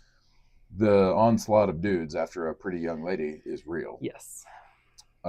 So all you have to do is when you're over there and you're interacting in some way with these nice young men, just visit the bathroom. Mhm. I'm pretty sure you ladies already know this, but dudes, And they're I'm going to telling leave the dudes, immediately. host Cam, okay? I'm telling the dudes, all they have to do is visit your bathroom. And I told my younger sister, you visit the bathroom, and I just want you to think this one thought. They think this is okay. Yeah. They're doing this on purpose. They have all looked at this and said, that's fine. Yep. That's worthy of having girls over. And then I want you to Decide. Yes. because like that's what you're doing. Yeah. So I've had so many of that instance where I've dated a guy, went over to his apartment, saw how absolutely disgusting his apartment is. give me some detail. The guys need details. Okay. So the walls in the kitchen are covered in visible splatter, food, oil, visible grossness. I don't think you mean walls because when you say walls and I'm a dude, I'm thinking like living room. I realize you say kitchen, but I Yeah. want you to be specific No, like to the dude. a dry wall at the edge of the kitchen covered Near a stove. near, yeah, I don't even think it was that close to the stove. So I'm going to be honest. I don't know how that wall got so fucking gross. Like, it was so bad though. Okay. And I was just like, wall 1. Nope, failing. Like, Okay. check. Yep. Stove, also gross. Have you ever wiped it at all, even a little bit with a rag? I don't you have think so. paper towels? Yes. Oftentimes, no. No paper towels, no napkins, paper plates. Yeah, Yeah. perhaps getting a date should require a visual picture of your cleaning supplies. That would be so great. I Do think you I'm going guys to hear ask for this? that from now on. If you want a lady, don't send dick pics. Yes. We covered that on the last episode. Yeah, we did. We did. Send a picture of your cleaning closet. Yeah. They'll probably be like, Biggest turn on well, ever. I don't want to speak for them. Biggest turn on ever. Yeah. You're like, I'm He not has going anywhere. A sponge? Does he use it? But then when I walked into this bathroom, and this has been many, many times, there is hair and just black bleh, all over the sinks, all over the toilet, all over the How do you tub get in black the shower. oo all over the toilet? I don't know. Are they shaving what over is the it? I toilet? don't know. And it's like, Probably. have you ever I think- wiped this? Because I know for a fact I could grab one Clorox wipe and make a really big difference with one swipe. Like, but you didn't think that was even worthy. But you thought having a girl over to spend the night at your apartment, this was okay. And that's a problem. They simply don't get it. They don't get Maybe it. they haven't been taught. Maybe their mother wasn't present and alive. Maybe their mother was present and was not that kind of woman. Yep. But that's a low bar, It and is a I would very argue low that bar. that would work for like 95% of women. Well, and I've walked into bathrooms that are like not as bad, like still not great. I don't like it. And I was like, okay, semi green flag. Like that's how low the fucking bar has gotten. Because it doesn't necessarily make me want to vomit on site, but like there's room for a lot of improvement. Like, and that's how bad There's it some is. basics that need to be There's some covered here. basics, yes. Goodness gracious. And that is a very common thing. And I know I've been to a guy's apartment and he asked me to spend the night and I was like, maybe. But I was like, I need to do the apartment inspection first, right? So, one of the first things, can I go use the restroom? Yes. Oh my God. And I was like, yeah. So I'm going to leave now. And he got so mad. I think you need to rotate your mic towards your face just a little bit. And It just started falling down. oh yeah. How's that? Okay. He got so angry and he started yelling at me and he's like, but you said Hang you were on. going to Yeah, what did spend he the night. And I was like, that's He nice. said that? Yeah. I was like, that was Dudes, before I saw the don't say state that. of your house. And the state of your house is so fucking disgusting. I don't want to touch anything. Like, that's how bad it is.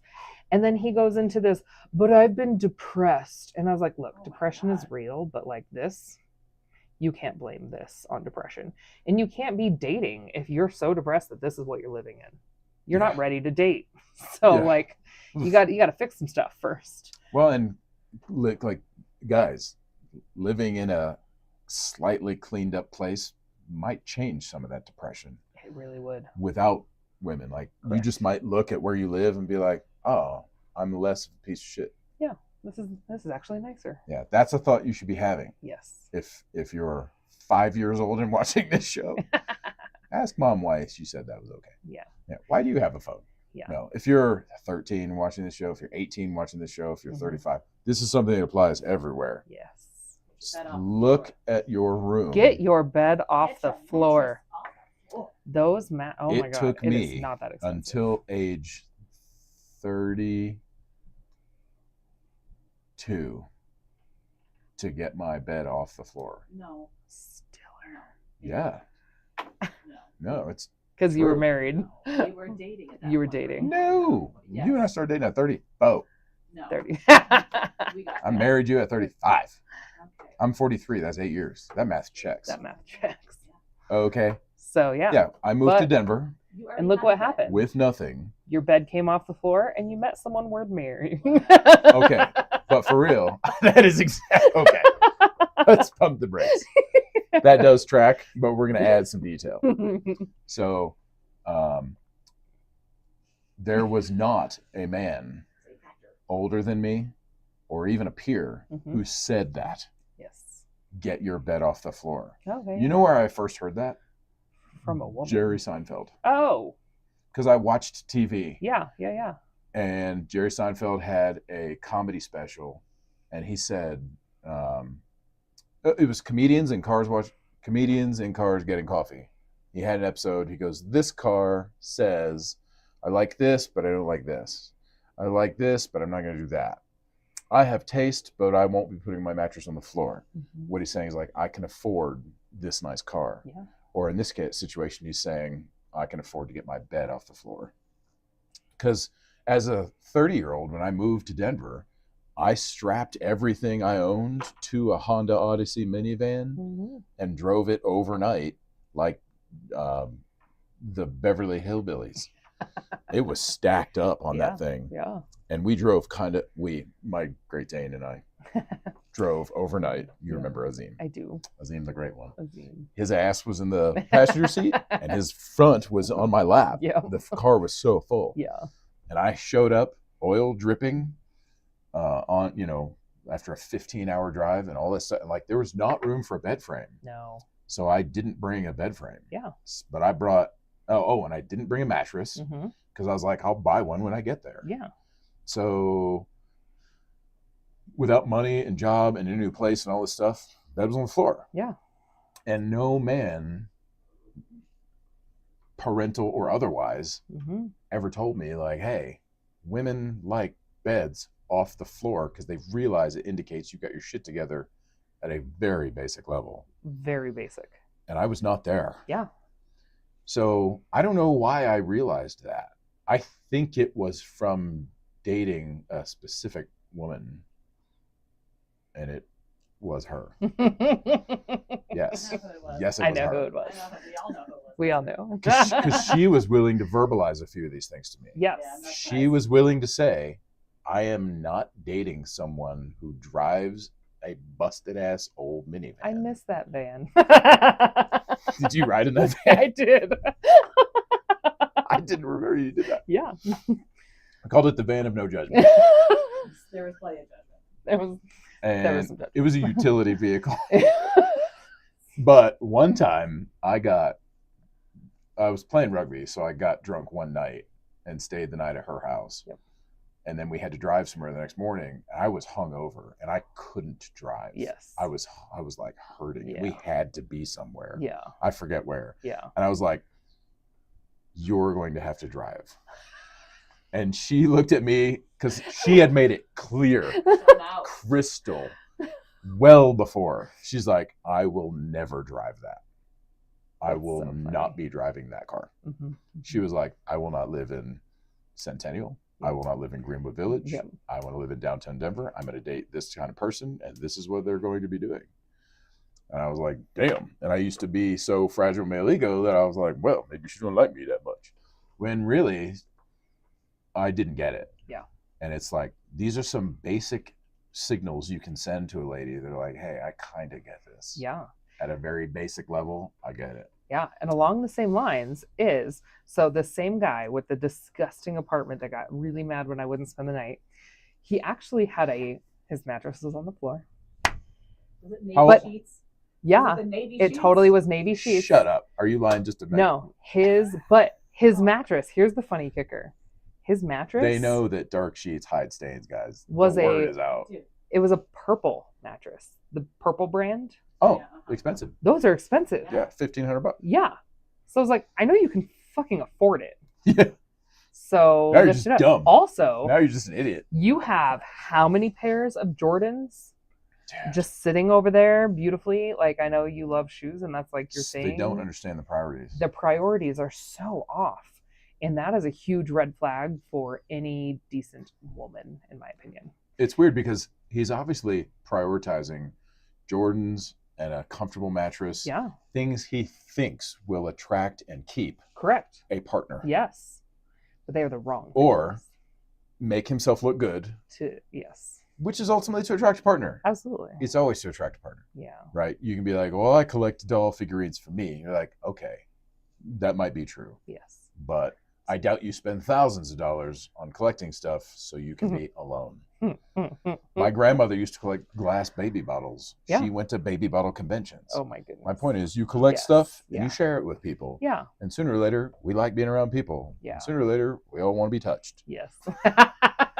It's like if you buy Jordans and Yeah. you buy a purple mattress and you buy nice clothes and you Yeah. put oil in your car, Mhm. it's so you can be around someone else and they might touch you. Yeah. You know? Yeah. This specific lady didn't say to me, I don't like sleeping on a mattress, but I recognized the body language. Mhm. And I still have the design cards one night where I just drew it out and wrote the measurements in my head. And I went to Home Depot in my busted ass minivan. I bought the wood, I had them cut it. I spent like 2 weeks building a red oak bed. And we still That's have it above and today. beyond. Yeah. It's a platform bed that we still have and still stub our toes on all the time. And it's real nice. Yeah. And guys, you don't have to design and build your own bed. No. You can buy them at IKEA for like $100. Pretty cheap. Yeah. You can buy them on Craigslist. Yeah. They just want it off the floor. Mm-hmm. Just get it off the floor. Why is it such a big thing? Grossness, spiders, like anything gross, and then getting out of the bed. You may When as well you're be a rolling out of caveman. the bed, you're literally on the floor. I'm laying on the floor, and I have to fully stand up to go to the bathroom. You know what I mean? That's like fucked that up. doesn't seem like a big problem, but They're not providing any comfort for you, which is correct. kind of selfish. Yeah. If you want a woman to stay, Yeah. you got to like provide them Yeah. some comfort. Yes. Hey, how do you make my life easier? Yeah. Plus, when they're at that level where their bed is on the floor, how clean do you think their floor is, Ben? That's an excellent point. They own a vacuum? Do they own a vacuum? I didn't realize, and I didn't buy my first vacuum. I forget when, but it was years later. Yes. It was How are they before on the floor? before we got married. But I had a Great Dane, and I got tired of walking around. Actually, you know what it was? Leo moved in, Oh, and Leo is extremely clean. yes, he is. And he walked around in, I guess, in the parlance of our times, they call them slides. Yeah. I call them flip flops. Yeah. Whatever. Leo would always wear slides in the house. And I'd be like, why are you wearing your shoes in the house? And he'd be like, I just don't like the feeling of hair and pebbles and stuff on my feet. And it Yeah. made me think, like, I guess our floors are dirty. Oh, yeah. But it took that to Now, like realize. I grew up, my mom, Yeah. we had a chore list, and vacuum was at least once a week, Uh-huh. if not twice. Correct. So I was trained on vacuum usage, Yes. proper technique, Yes. how to maintain But- and use regularly. Yeah. But even that, you still like didn't even realize. Even Yeah. that, I didn't implement it into my own life until Correct. 30s, Yeah. not 20s. Correct. Unless there was times where I had a long 4-year relationship, and I can't remember if, I think she had like a Swiffer. Pro. And I don't think she liked to vacuum either. Oh. I mean, my current wife does not like vacuuming. No, okay. We have But- a robot vacuum.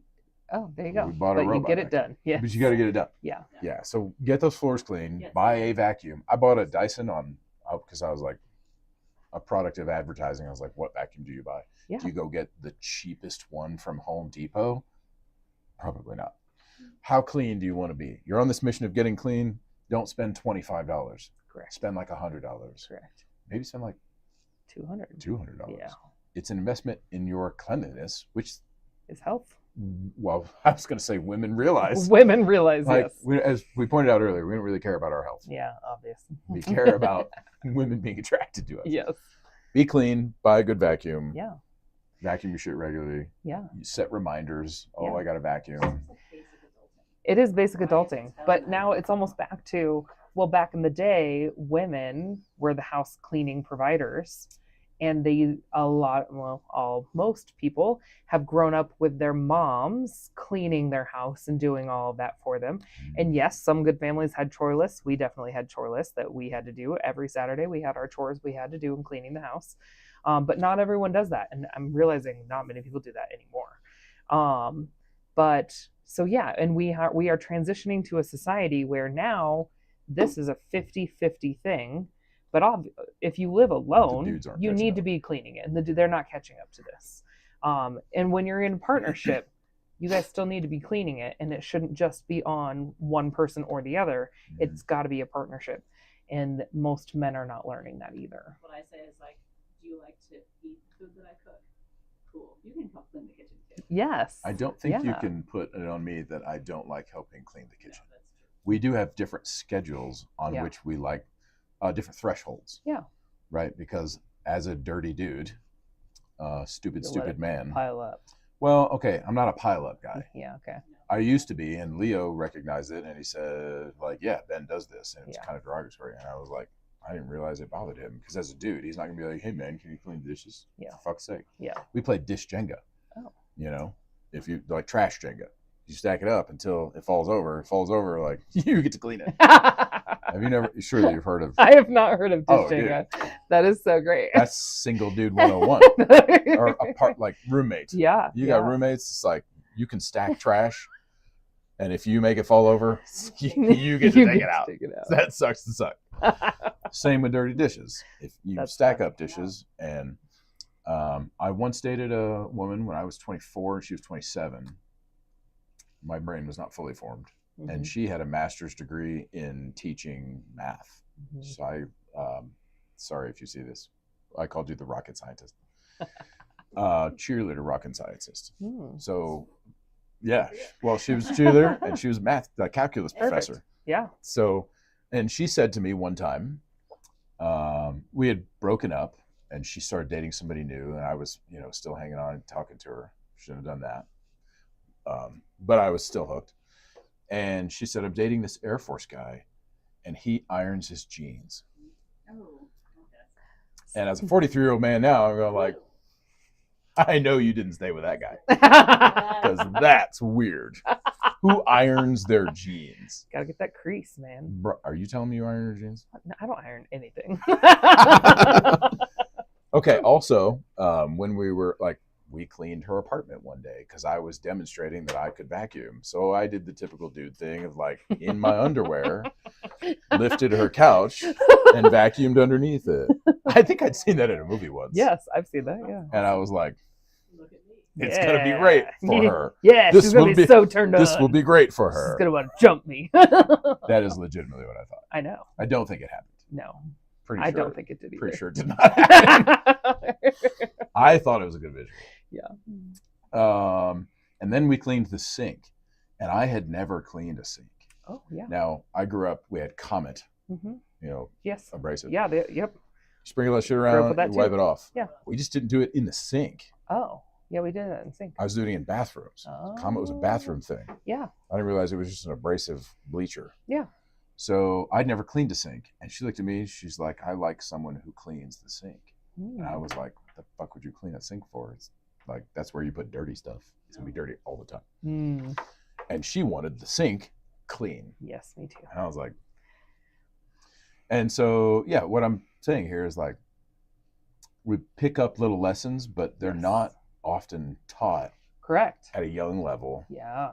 And I took home ec. Mm-hmm. We just didn't, nobody It's just not ever something made you it did. clear to me Yeah. that this is a portion of dating. Yeah. It was just a portion of being an adult. Mm-hmm. But as a dude, I can tell you that like it is directly related to your dating life. Yes. In fact, I don't have to tell you that. The ladies can tell you that. Yeah. So All of the things. Clean, everything. maybe you can give some specifics. Now is your chance to tell the dudes. The dudes are listening. Yeah. How do we keep a woman interested in us? Perhaps it's through cleaning. What can we do specifically? Let's get detailed. Other than cleaning, No, be specific about the be cleaning. specific about the cleaning. Is there a hierarchy? Clean your. There is. Well, is there a Yeah, hierarchy? start at the Is top. there a hierarchy? Well, like basic cleaning, when you look at something, you're like, oh yeah, that's kind of clean. But when you look closer, you're like, oh yeah, you didn't obviously you didn't really wipe the What table I'm down. saying That's is- like okay. Dudes don't get what you are basic. saying. Yes. Be specific. Yes. We are dumb. Yeah. That's true. Now's the time. Yeah. Tell them. Yeah. This is it. There should be no visible dirtiness on any surface. That is a high bar. It's really What? low bar. Hold up. That's a low bar. Low bar. Visible dirtiness is a 'Cause- matter of perspective. No, it's Is not. it? Yeah. With your eyes. How? Is this table visibly dirty? Yes. Okay. Well, is this TV screen yes, visibly kind dirty? of. No. Okay. if you turn it off, I will show you where yes, it is. and I see. See how it's a matter of perspective? For sure. You just need to be specific to the dudes. How do I make that more specific, Ben? Well, in a corner of a baseboard in an unkept room off over there. Yeah. I mean, as long That's as visible dirtiness, and then Yeah. hair on the toilet is visible dirtiness. So I think Hillary's right. Hierarchy matters. Hierarchy does matter. And don't set the bar quite so high as no visible dirtiness anywhere. Oh. Because now you're into white glove territory. Yeah. So no, I'm not even at the white glove point. Like, Let's get real because specific. there's a difference between I can wipe this off and now there's no crumbs, right? Some of us might call that clean. Yes. So, but that is what I'm saying is that's my low bar. Crumbs. Are there no crumbs? Are there no Visible crumbs? particles of something on the surface? And now I'm not talking about, now there's some smudges, right? We could like wipe those off and, oh, maybe this I could like scrub off with a fingernail, wipe that off. That's a whole nother level of clean, right? And then there's like polishing it. I don't need polishing, right? I need no visible particles and grossness. If I were to put my hand down, is it going to be disgusting when I lift it up? There you go. Okay, so you can say And I'm not even white gloving. Like, can I just touch a surface places and come away not you'd like sticky to- or gross? Sticky or gross. It was the sticky Oh my test. God, I don't It was even like want to touch dudes' inside. bathrooms for the sticky test. places you are going to put your hands. Yeah, if I'm expected to use this thing, whether it's a toilet seat, Are you watching a and sink, switching? a table, I don't want to be sticky and gross after touching it. Okay, so it's not no visible dirtiness on all surfaces. It's if I'm touching it, Yeah. I should be able to touch it and my hand's still clean. Yes. Take that away, dudes. Yeah. That's a good one. Yeah. Think about things that you touch. Yeah. Are they clean? Sinks, sink I knobs. was making a Otherwise, Yes. silly I reference. know.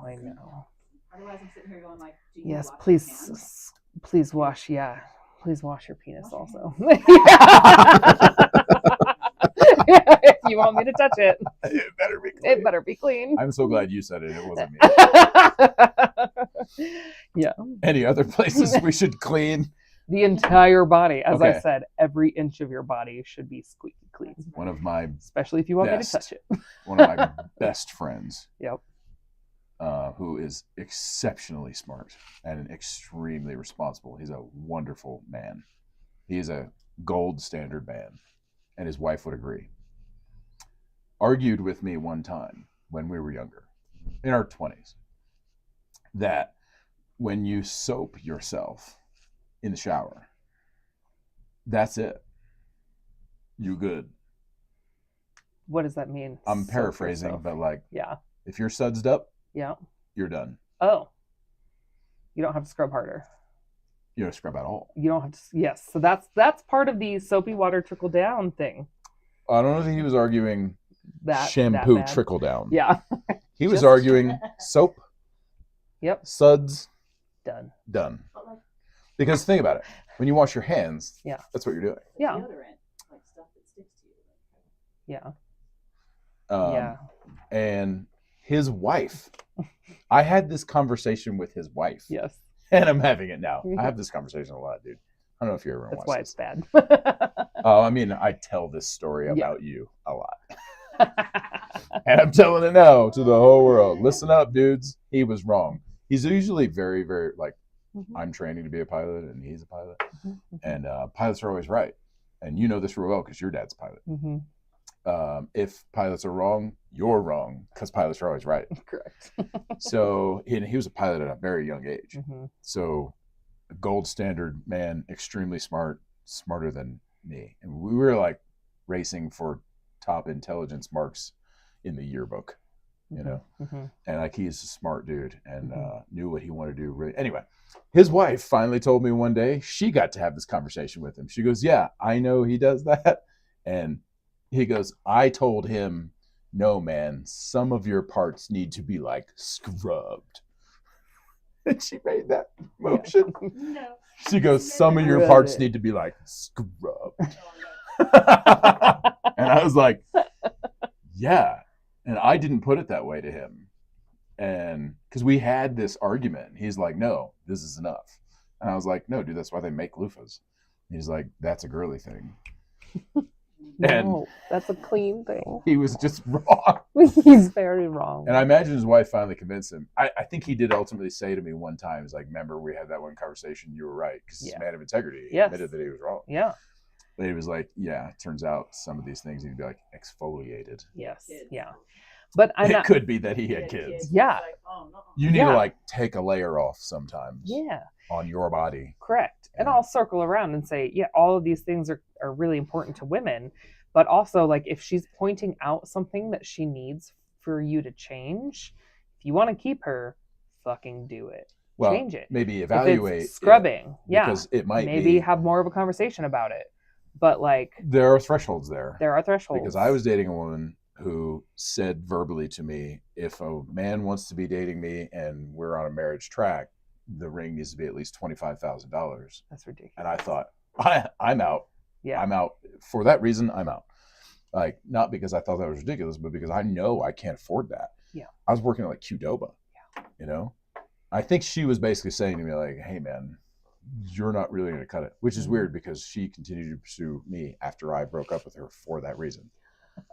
I was like, I need to stop wasting your time immediately. Because, like, I know that's not happening. Yeah. You know? Well, I'll piggyback on that and say, I will date a guy with a lower level remedial job, like at Qdoba or something. Although at this stage in our lives, I'm in my upper 30s. I would like you to be in your upper 30s-ish. You should probably not be at that low level job. But I won't necessarily discount someone immediately. I've seen you give chances like that plenty of times. Yes, maybe more than I should. Well, but I want the projection of upward growth. Okay? Because you can't survive on this. You can't survive with two people on this. Like, you can't survive with a family on this. How good of your quality of life? Many people do. So I think you're wrong there. What you're really saying is, I can't live comfortably. You're not going to keep me in that environment because that doesn't feel like home to me. Correct. Right? And that's okay. You get to set that standard. Yeah. You don't have to adopt anyone's standards but your own. Yeah. So even if you do have even that kind of job, I want you to want more for yourself too. Yeah. Well, you come from an extremely high achieving people. I did. And they started from that super poor nothing. And my dad worked his way up and he became military, much more. Fighter pilot, and fighter pilot's supreme top achiever already. Mm-hmm. United pilot. Yeah. A very difficult thing to achieve. Yeah. High achieving dude. Yeah. Set an example for your whole family. Yes. This is what high achieving looks like. Yeah. Here are the results of high achieving. Yeah. This is what home feels like. Exactly. Yeah. And economy changes, economy crashes, shit happens. You tighten belts. Things shift. Things are definitely on a spectrum. Here's what adaptation looks like. Yes. But yeah, as long as you're adapting and still trying to grow. I don't ever want this status quo. Well, I can pay my bills even though my house is disgusting because I can't afford a vacuum. That kind of shit. You're just on different levels. Yeah, you're in different levels. Yeah. So there's been many of those problems as well. Like, if you want what I would consider higher quality woman, then you're gonna have to project a higher quality life. I think you're an exceptionally highly valuable woman. Well, thank you. Yeah. And that is yeah. Yeah, thanks for being my doctor also. Anytime. I'm always here for you, Ben. Can you imagine? I'm not a doctor. I am not a doctor. Yeah. But I am kind of his doctor. Yeah. We do our best. Whenever Luckily, Hillary he's healthy. says, "Oh, something's wrong with me," I'm like, "Did you text Ashley?" Yeah. Like, we haven't seen her in a while. Like, maybe we should see Ashley. Yeah. I think she does need her rib popped back in place right now. Oh yeah. Yeah. We can work on that. I remember you told me that your dad thinks that, jokingly, that you cause physical pain when you heal. Yes. And which means it doesn't heal. We're all such pansies that we don't want that healing touch when it hurts. Uh-huh. But you have always been right and dead on when it comes to putting your thumb on the right spot. Yeah. it's like you're like a direct healer. I Mm-hmm. understand how y'all know exactly which spots to do too. It's always like, don't break that out. Yep, right. Yep, that's the spot. Did you learn that before athletic training? No, Athletic training brought that out. it brought it out, and I wouldn't even say I necessarily learned that in school. Okay. We didn't learn a lot of hands-on therapy in school. I learned that just through experience. And I used to believe that if someone had to cause you pain to make you feel better, they were doing it wrong. And then I realized, nope, they were doing it right. Because I have yet to be able to heal a tight muscle or something without causing some discomfort. Yeah. Especially in any time of like any short time frame. And that's what we need. That's what we focus on as athletic trainers, is that quick turnaround, getting you back on the field as fast as you can. So I can't take Pain. the 3 weeks for your body to eventually let that muscle calm down. That's not what we're doing. We are pain. It's not what you fixing want. it now. No. Yeah. Yeah. And so if that's what you want, then you're not going to be playing sports. Wow. But yes, so unfortunately, it hurts, but it works, is what I remember constantly You say. had the poster that said, "You want some pain pills?" Oh, you mean Bitch mints. bitch mints. And it was a dude. It was a dude. Yeah. Yep. What about lady pains? Like You menstrual treat cramps? you know. Yeah. I realize that's what that means. Yeah. No, I'm saying that we played with a women's rugby team too at an extremely high level. Yeah. So it's not just you treating dudes who No. need bitch mints. Yeah. It's plenty of ladies too. Mhm. I think it's universally, it better be universally adopted at this point that women have a higher pain tolerance than men. 100%. And I think you can corroborate that. I want you to Yeah. give us some steroid stories and data there. Yeah. Well, and part of it is I do think they have a higher pain tolerance, but they also have a little more self-control when it comes to the pain, right? So if I'm massaging one of my female athletes and What I'm sport? putting her through pain, Give me a sport. she's dealing with it. Any sport. Give me a specific All right, story. we'll go through rugby, Okay. right? Okay. So if I'm massaging one of the rugby girls, they are Where? holding it in. We'll say the most common calf. Okay. Calf massage hurts so bad all the time. Okay. It's just a very painful spot to massage, especially, and it's always tight. Actually, tight a lot. Yes. But if I'm massaging a woman's calf, 99% of the time, she's quiet, she takes it, she's breathing, she's controlling herself very well. Really? Then I go to a man. That's not what I expected you to say. They are screaming, I'm they a are squirmer. flailing, they are cursing at me, they're calling me a cunt, like they're calling What? me all of the things. They're crying for their mommy, like whatever it is. Shut Actually, that up. was one of my favorite days when one of my adult males called for mommy when I Rugby? was hurting them. Yeah, Shut up. it was so funny. I'll Please never tell me forget you're it. lying. I'm not. And I think he just Was did it it at kind the of to place be where I funny. played? It Was it while I played? It This was. is a person I know. Yes. You're saying, okay, I didn't mean to laugh at it. They called for mommy? They called for mommy. They're Was like, it a "Ah, joke? mommy!" So it's a joke. They're Yeah, joking. I think it was a joke. Okay. It still Now made it's funny. And I made don't my have to life. worry about it. That is. Did they have a beard? Did they have a beard? Maybe. Yeah, there's only so many No. bearded players. No, I know. Yeah. But yeah, so I'm just imagining one of the bearded players like Yeah. doing that joke. Be Right. like, mommy. so I think the women athletes, they take it better. It still hurts, but they take it. And the men are just babies and they flail and they scream, or they can't even take it and they're like, stop, stop, stop, stop, stop. What's the deal there? I think the woman knows that she needs this to feel better, and she's going to do what she has to do to get through it. And she internally has all those coping mechanisms already figured out. Why is that? She breathes through it because we have periods. Fucking A periods, We man. go to work and smile. Exactly. Some And dumb yeah, fuck is like, and we have to smile through it. And that is societal demands, is we have to be nice, sweet, and friendly and bubbly even when we're in pain and miserable, or else we are labeled as horrible, crude bitches. Whereas men are just jackasses, and that's just expected of them. So, I wish I could refute any of this. but you can't. I know. It's just so obvious It that is. it's correct. But so Yeah. I think there's a lot of that underlying, men and boys, especially when I'm seeing it even at the high school level. Because in high school sports, oftentimes when these kids are getting injured, it is their first big injury that they're learning to deal with. And so they're learning what pain is, what kinds of pain there are, how to put that pain on a scale. They're learning all of these things about their own body. Through you or through TV or for how are they learning? they're learning through personal experience when they get hurt. I'm not sure how I learned. Yeah. Yeah. I remember that if it hurt when I was a kid, if Mhm. mom put hydrogen peroxide on an open wound, a scream is how I communicated Yeah. That the it hurt. pain. Yeah. It wasn't this, and the younger, like, it was tears. For sure. It was like, okay, pain means tears. Yes. And as I grew up, Yeah. I realized I could handle pain, and the tears didn't really Come. They didn't Yeah. come. They weren't part of it. They didn't matter. Yeah. It was just the pain. But you accommodate to the pain, right? You kind of learn. You're like, okay, that's not that bad, but you almost Yeah. get used to it. The world wasn't right? over. Yeah. Yeah.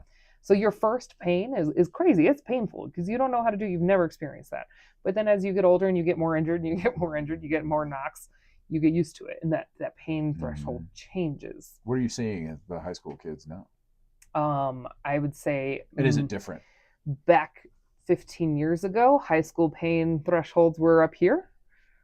Especially, and even at the time, I was only working rugby. And so the kids that were playing rugby are already what I would consider more Tough. dedicated, tougher, and elite Yeah. than like your random kid going out for soccer.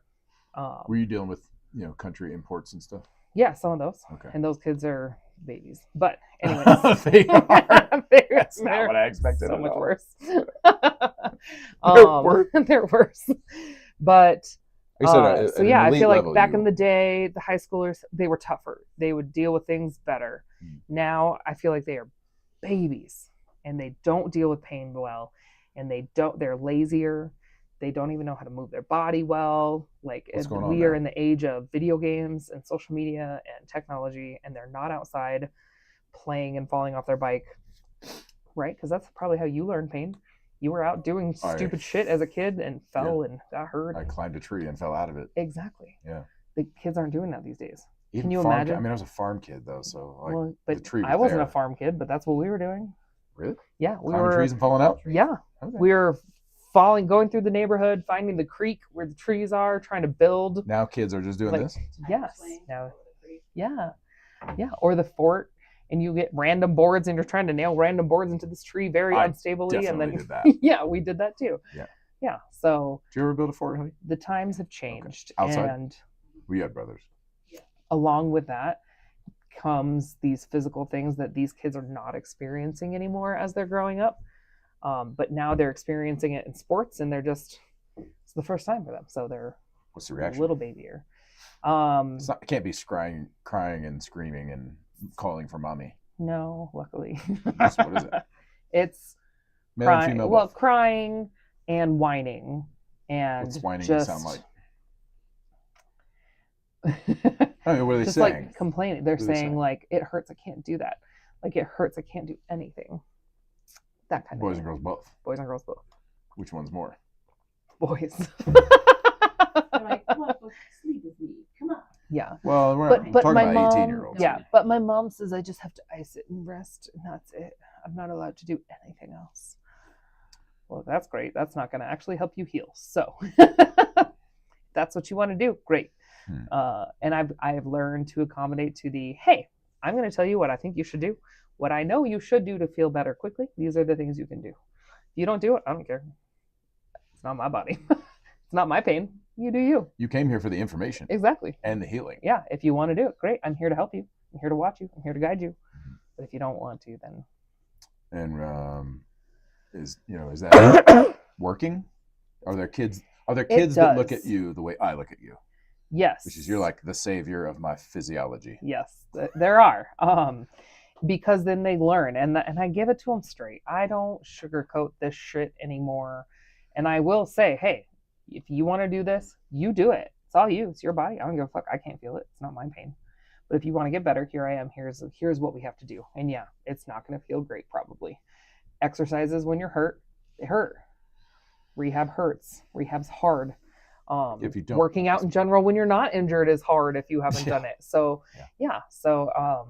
there are just things you have to do, and you're going to get through it. And so some kids will step up and be like, okay, and they buy in, and then they're more like you, and they trust me, and they buy in, and they do it. There are some kids who are just like, nope, I don't like that pain. There are more nowadays than there used to be, and they just quit and they walk away and they disappear like off the athletics. off of the athletics. Yeah, and then might come back next season and be like, I'm back, but I have this bad ankle because I never did anything It about took it. me 7 months, but I'm back. Yeah. I feel like So this is an that is appropriate becoming time more common. for you to learn that Hillary came out to touch for the first time ever. Did you play touch? Yeah. Where Yeah, touch rugby? For those of Sloan's you who like- don't know. Yeah. Yeah, touch rugby. We played touch. I forgot to say that. Touch rugby, where you have to touch them to tackle them. Two-hand touch. You Hillary don't thought it actually was tackle one them. hand touch. Oh, She's out there yes. one hand touching Oh. everybody, and they just Oh, keep going. Yeah, She's like, what the hell? "The fuck?" Because one hand touch is I was easy. like, honey. Oh. She got 4 or 5 carries. Mm, She ran straight. Yep. She never dropped a pass to her, well done. Well done. which was like I have 4 or 5. 4 or Great. 5. Yeah. Yeah. Super great. And she did a lot of backpedaling and side to side motion, and she's now in pain. Mm. And hip Mhm. flexors. The flexors. And everybody was real nice to her. I was like, these Yeah. people are going to be really nice to you. Yeah. Because they want you there. It's fun when a new Yeah. person comes But and like teach you the rugby game. is, the people that hang around rugby are just, they're a whole different accepting crowd, in my opinion. Tell me more. They tend to be nicer, kinder, more accepting of like literally anyone. It doesn't matter your age. Why is that? You know, I think rugby is one of those sports where you don't have to be, it uses all sorts of body types. You need everybody. You need everybody. You need your big guys, you need your little guys, you need all the in need- betweens. Tall, we need short. Yes. We need fat, we need slim. Yes. We need fast, we need slow. Correct. You need it all. You need it all. Whoever's willing to show up, you don't have to be athletic. Nope. You just need to be there. Yeah. Plus, rugby is a smaller community. So, I mean, getting people to show up in general is a little harder. Yeah. So you're going to take who you get and you're going to use them and you're going to teach how to use It's them just well. also a sport where there's a spot for everyone. There is a spot like for a everyone. strategic spot Yes. Yeah. for the fat, slow guy. Yes. Yeah, it's Yeah. different than like, how tennis they all look the same, or body type swimmers are all Yes. one type. If Yeah. you're not that type. It's not Yeah. like Yeah, like you're not going to be good at swimming. You're 400 pounds and Yeah, short. just get out. Yeah. You know, like versus the tall, thin. Correct. Right. Yeah. You probably see that even in high school. I do. So yeah, I've always found that rugby is just much more accepting. Rugby is also, for some reason, happens to be a community that's more accepting of like the LGBTQ community. Like everyone is accepted at rugby. It I doesn't wonder matter what's what going on color there. you are, what sexual orientation you are. Why is that so different? I than don't other know. Sports. I'm not sure. That is very interesting. It's got to be a macho thing. Am I wrong there? Is it- Maybe. I don't yeah. know. It's Well- it's a machismo. It's a comfort thing. Maybe in rugby, you're probably gonna. It's uncomfortable, right? Well- You don't walk out of a rugby match feeling amazing. You do not. don't. You feel a little, if you did it right, Yeah. you feel kind of You broken. feel kind of broken. Someone I know, I but you won't say still love who, it. said, I was like, hey, are you going to go out for the rugby team? And she goes, no, that's for lesbians. Oh yeah, And I thought, well, that's weird because I'm currently dating a straight rugby girl. rugby woman. Yeah. And there are several. I was like, that's just wrong. Yeah. So I wonder, That's a more learned accepting behavior. of the LGBTQ Yeah. community Yeah. would be like that. On the women's side, there are a lot of lesbians There are. because they're tough as fuck. Yeah, they are. But so are the straight ones. Yeah. So, I mean, I've seen straight women like truck dudes. Hell yeah. And I've seen large lesbian women Yeah. truck dudes too. Yeah. It doesn't have anything to do with the lesbian. It doesn't. It really doesn't. You know? Yeah. So I wonder, I mean, maybe it's just because you don't see as many like traditionally feminine looking women being rugby players, Yeah, you don't see as many of them. which is weird because when I saw that, I thought, that is so hot. Yeah. Yeah. And when I saw Hillary on the rugby field, Yeah. I knew every single one of those players was Yeah. looking at her because, Yeah. like, it's attractive. Yeah. You're like, damn. It's attractive for a emotionally secure straight man. There we go. For most men, I think that is very intimidating. What? That is very unattractive, I think, for most men. For a And babe, I believe for, Hillary for a agrees. babe to be good at sport Yes. Oh yeah. or rugby Because she's specifically, tough. Can he do that? She looks like she's better than She's tougher him. than me. She's tougher than me. what a pansy ass bitch. to Yeah. Think that. Yeah. I should You think they- probably neg her. Yeah. Is that Probably that not. probably is happening? I Yeah. can think of a few dudes who would not be rugby players who probably would say that. I Yeah. don't know if I can think of a rugby player who would say I that. don't think I can think of a rugby player that would Because say they that would either. appreciate it. They would. But a non-rugby player would probably look at a beautiful rugby playing woman and And think not like believe she's straight. she's tougher than me, Yeah. and I'm gonna find a reason why there's She's- something wrong with her. Yes, exactly. And I think most men think like that, unfortunately. In Yeah. my experience, they just really do. I started playing. I think I told you this. I started playing because I was dating this exceptionally beautiful woman, and she was like 105 pounds, Yeah, like a tiny thing. yeah. And I'd never heard the word rugby before. And well, I had, and it was for like burly dudes, massive Yes. burly dudes. And I Yeah. thought, that's not me. I'm not big enough. I didn't know the game. So when she was playing, I thought, I guess I don't have any more excuses. Like if she can play and she can be good at it, and she's got a rugby ball in her house, and she just shucked it at me the right way, and I was like, God damn, okay. It kind of threatened my masculinity a little. Yeah. I was like, if I can't play and she can, like, I'm a bitch. I am choosing to not even subject myself to a level of violence that this 105-pound beautiful woman is. Yes. And that is Emasculating. Emasculating. Subjected to that kind of violence all the time. Yes. Just well, tell I don't know that we're talking about that just yet, because I don't understand that yet. Oh, yeah. Anyway, that's why I started playing, and it turns out it was great. And Yeah. it turns out it's for there are really beautiful tiny women who get real angry and want to fuck people up. And if women are so upset, like I knew for Hillary, it would get some aggression out against men, because you're playing against the men, and Yeah. it's your opportunity when they get the ball Yeah, to go hit them. to use your body Yes. to stop them. Yes. And like that's what you want to be doing, is find that stupid behavior and stop it. And for example, she was faced with an opportunity to tag someone in touch, and I was watching her just let them waltz right past her, and I'm like, that was your tag. And when we'd be in the line, I'd be like, hey honey, this is you, it's your tag, go get it. Yeah. And she would just be standing there like, I could read this look on your face, like, why would I want to do that? I don't Yeah. want to do that, And I was like, that's what we're here to do. Yes. Like, no. They And pick off the ball. That's your catch. I'm like, oh. No. Yeah. off the scrub, That's you know, the person that when gets they- destroyed. the first receiver off a breakdown in touch. Yeah. I was like, honey, put your hands up, let them know you want it. She looks at me, she goes, I don't do want it. but I don't want it. That's I was like, back the fuck up, get the fuck out of the way. why we're here. Yeah. Don't want that, though. But what I Yeah. thought would translate is if you have this feeling where you don't get to have these repercussions and teach these men specifically these lessons that you want to, this is your opportunity. Like when they get the ball, send a message with your body. And it's, I'm going to stop you. It is a contest between me and you, and I'm going to win. And here I come. Yeah. Well, it's nice that it's Yeah. respected, because Yeah. at one point I tagged someone. Yep. They kept going, and they're like, no, we better run that ball back. And I was like, yes. Yeah. Oh, you know, we're talking like, but you know what it is. Yeah. Yeah. You get tagged, you set the ball down. Yes. And if you take 5 or 10 steps, we're like, I wasn't tagged, haha. Yeah. That's probably that feeling of like, I am not able to affect that change that I Yeah, wanted Yeah. that's to. exactly how it And was it a man? was. Of course it was. Yeah. Yeah. Well, Yeah. another lady player came up to me, Yeah. and she goes, I'm tagging them and they're not stopping. Oh, That's because she started shoving people. good. Yeah. And I thought, well, If like, you don't feel my touch, you're gonna feel it now. I was like, that's kind of what rugby is like the Yeah. point is to, like the real game, the Yes. point is to stop their body from going forward. Yes. And I put them on the ground. Yes. It's not come up politely and like ask them nicely, hey, could you stop? Because Yeah. I'm touching you. Yeah. It's like, I'm going to make it so you can't go forward. Yeah. And it's probably going to hurt a little. Yeah. Like, I'm going to make it And- so that next time you see me coming, you avoid me. And how much of that male ego is, this girl touched me, but I could barely feel it. She's just a girl, so she's not gonna say anything. I'm gonna keep going. Admittedly, know.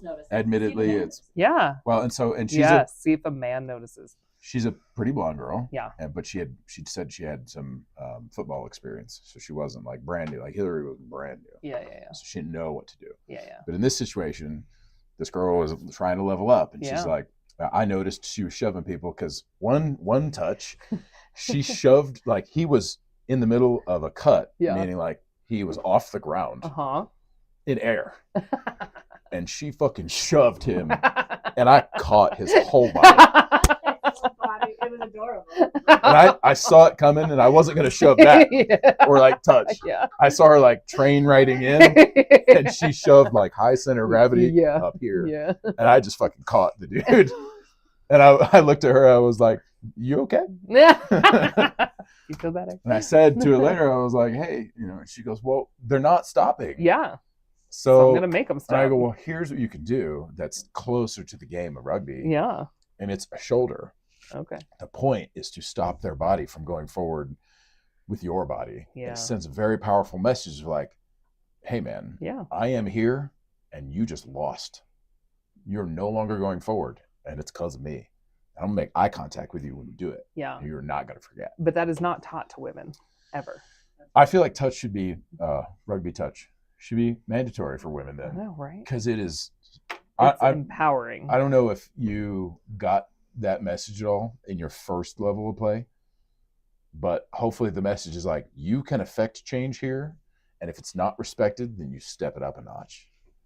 You know, in a respectful way. Like, it was just nice that the rules were the same across the board, man or woman. It was like, okay, I tagged you, that counts. Yeah. I'm a girl, that counts. Yeah. tag. Yeah, get your ass back. Yeah. Don't take those 10 steps. Yeah. Go back there. Yeah. And as you level up in rugby, it's not like, I mean, you got to put them on the ground. Mhm. But there's a lot of women who can do that, and they look sexy doing that. Love doing it. I miss it. How long did you play? I've only played for like 4 years. That's plenty of time. Yeah, I only but- played for like 4 or 5, But I was 5 or 6 terrible. years. But I was 4 years out of high school. I was already a terrible athlete. I had no idea what rugby was. Even after I left rugby, I realized how little I knew about rugby. I knew you run forward, you tackle the person with the ball, and you pass the ball backwards. That's about it. And that's how I played. And I was such an idiot player. Yeah. But I had fun. It is fun. And then I realized now working rugby, how much more there is to it. And that's awesome. So I really fell in love with it. People always think they're going to learn the rules in the first like 2 or Yeah. 3 times doing it. Yeah, but It's never the case. No, but it also takes a good coach. Yeah. And back when I played, like, yes, we had computers, but like, I don't think YouTube was a thing. When was YouTube created? You know what I mean? Like, we didn't It have was a while ago. external sources to Yeah. like just go watch a YouTube video and teach me how to play this. And so You yeah, gotta show up. I was so dumb. Show up, and you really got to try to learn it. And if Yeah. you weren't putting the effort into learning it, you weren't learning it, which I was not. That's what happened to me too. Yeah. I showed up. And I remember standing next to the coach like this, and he's like, "Why are you standing next to me?" Yeah. And I was like, "Because I don't know how to play." Because Where- I'm gonna stand here. Where do you want me to stand? Yeah. You know? Yes. I was So like, I might be able to ask you a question. yeah. And he goes, So "No, It is interesting. get in there." Yeah. And I was like, "Where? Yeah. Where do I stand?" Yeah. Because I didn't understand the line or Yeah. offense, defense. Yeah. I didn't understand any of it. And he goes, "Just go get over there." Now you were coaching you. Yeah. You know how it is. Well, and you got to find somebody who's willing to yell at you a little. For sure. And that's part of rugby is like somebody's any going to sport. go back up. Yeah. And I did that to Hillary. Yeah. I'd be like, "Hillary, back up." And she would turn in 360 degrees and go, "Where? Yeah, I don't know. What are we doing? Which way Yeah. are we going? Who's Yeah. on offensive? I don't know what." And she would go like this. Yeah. And I didn't know how to communicate her that like, that's doing it correctly. Yeah. You don't know. Yeah. Be willing for me to shout at you. Correct. You know? That's one of the best things that sports does for all people is it teaches them those how to get yelled at almost. How to receive correction Crying, without breaking crying down about it. Yeah. Yeah. For sure. It's one of the best things. That's My first coach, man, Yeah. he screamed a lot at us. I mean, angrily screamed. but that in the wasn't calm super times, great either.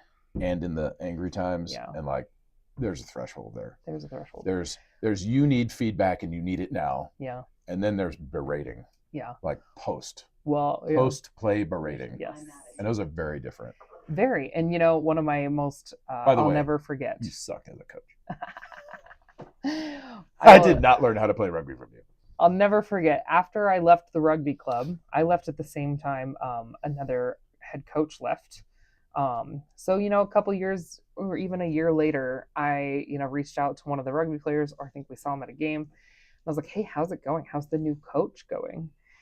And he was like, "Well, all he does is yell, and none of us like him. But like, whatever. And I was like, interesting. Is this when they put the younger coach in charge of D2? Yes. Probably. This is still, we're talking like the elite team still. Oh, okay. Like the D1 team. Yeah. Our amazing coach left, and he was phenomenal. He was a absolutely phenomenal coach. He was not a yeller, but if he yelled, man, everyone knew shit was serious. I think right? I heard him yell one time in 5 years. Ditto. Yeah. I did not hear He him yell always very expressed what was happening and how to correct it calmly. Yes. And that was amazing. And they typically responded very well. Yeah. Yes. What a great coach. And this one player said, well, when Coach A said, hey, you fucked that up, I'd be like, oh man, I disappointed my dad. Yeah. And you felt like you were like, damn it. He's a mentor for sure. It was a very, and you It took was that to impossible heart. to not respect him. Yes, and you wanted to please him. You wanted to please him. So, but this Coach B that was just a yeller, he's like, I don't give a fuck what he says. He yells and yells, and I don't care. I'm not doing anything. He's going to keep yelling. He's going to keep yelling. Hmm. Yeah. And I was like, that is very interesting. Coming from an adult man, from two other adult men, that was really eye-opening to me. And I was like, okay. Yeah. So even you see, yelling is obviously not always the answer. Yelling always has its place, right? We yell for a reason. That's ego insecurity. That is ego insecurity. In a nutshell. Yeah. Because Coach A works that as Coach A. It does work. I didn't realize that either. He already knew he had the credibility. Yeah. And more importantly, we all knew that. Yes. I remember the first week I showed up. Yeah. I can't remember if I told you this already or not, but a certain fly half yep. said to everybody, yeah. It's like 60 people circled up, and he goes, y'all are fucking this up. Yeah. And we need to stop fucking it up.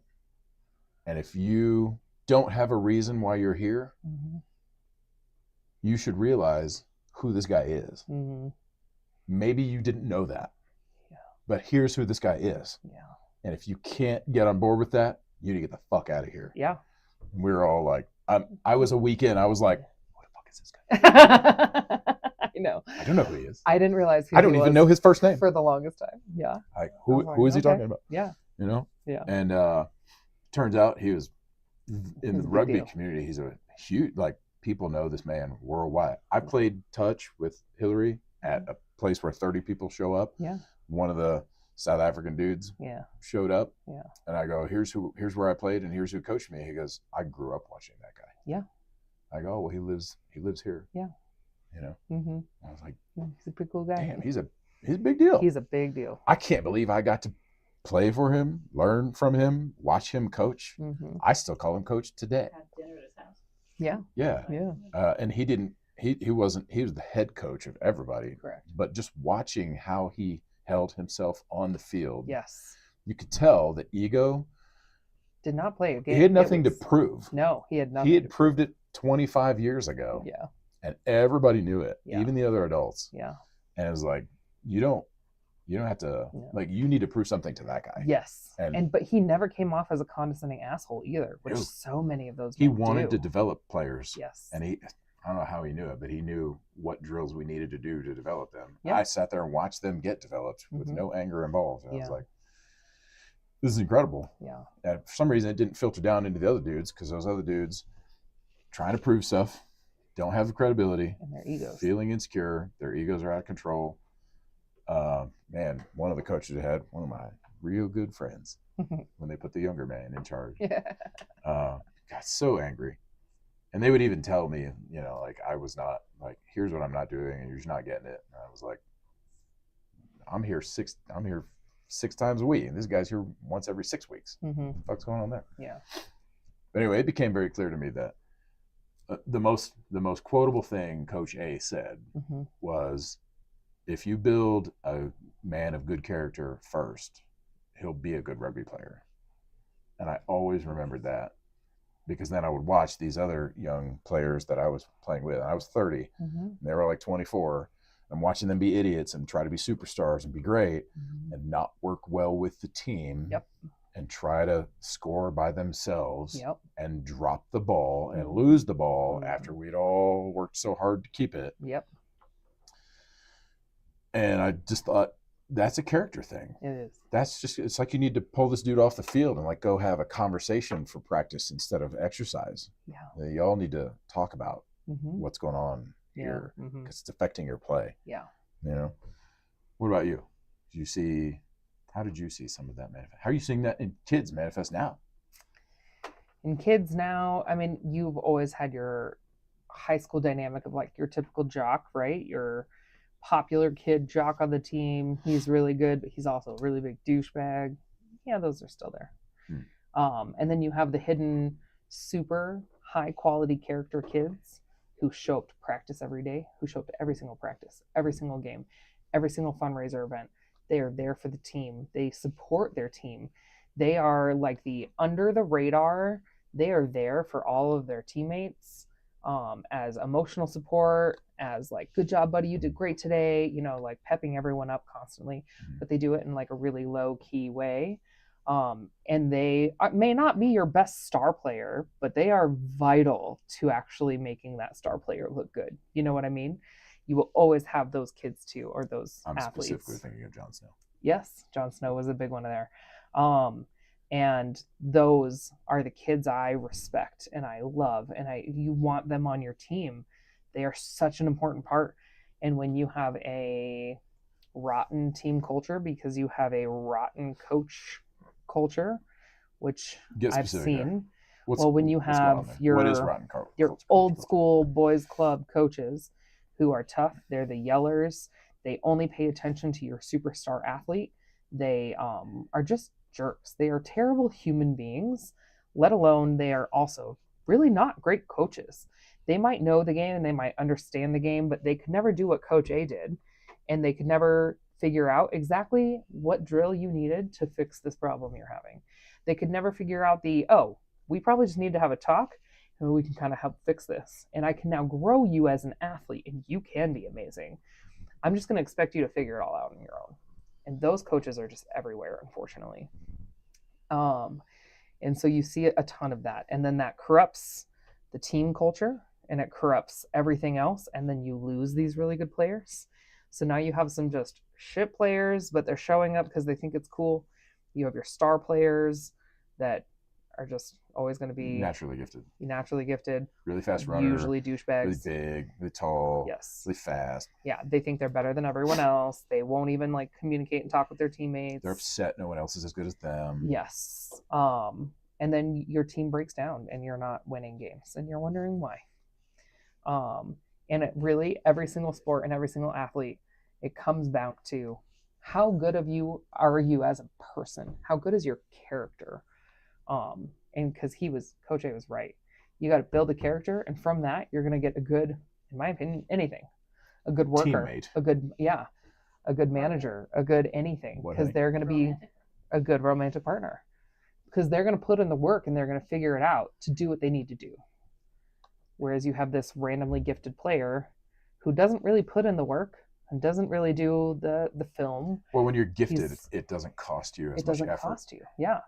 And so they're never going to put in the work and they're never going to be a quality character person, in my opinion. I just haven't seen it.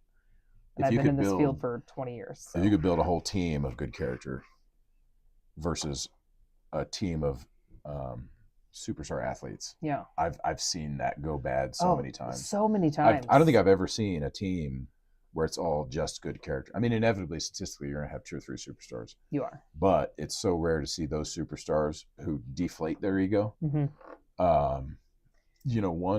There was one, Casey Rock. Casey Rock's a great one. He was a superstar. He was gifted. Yes. He was tall. Yeah. He is tall. He was a magnificent rugby player. Yeah. And he was also a teacher. Yes. Yeah. So he wanted to teach his teammates. I was a nothing player. Yeah. And he wanted to know my name mm-hmm. and tell me where to be. Yeah. And have a conversation with me. Yeah. That is all it takes. Yeah. And he made everybody feel that way. He did. And we all love Casey. Yes. I remember I got to play in the stadium with Casey one time. And I forget what game it was. But we were on goal line defense against some massive Utah players. And I was like, we're about to get fucked. because this is where they start just slamming in and hoping that somebody's smaller guarding. Yes. And I was like, that's me. Yeah. Mm-hmm. I was like, I'm about to get fucked. And Casey Rock was right there. Yeah. And he got low and he goes, Ben, get low. We're going to fuck these guys up. I was like, I can't believe he just talked to me. He knows my name. Because then we both hit this dude and stopped him. Yeah. And I stood up. We both stood up. And when we both stand up, he stands like alive. 4 feet taller than me. And he's like, let's go get him again. And I was like, God damn. Okay.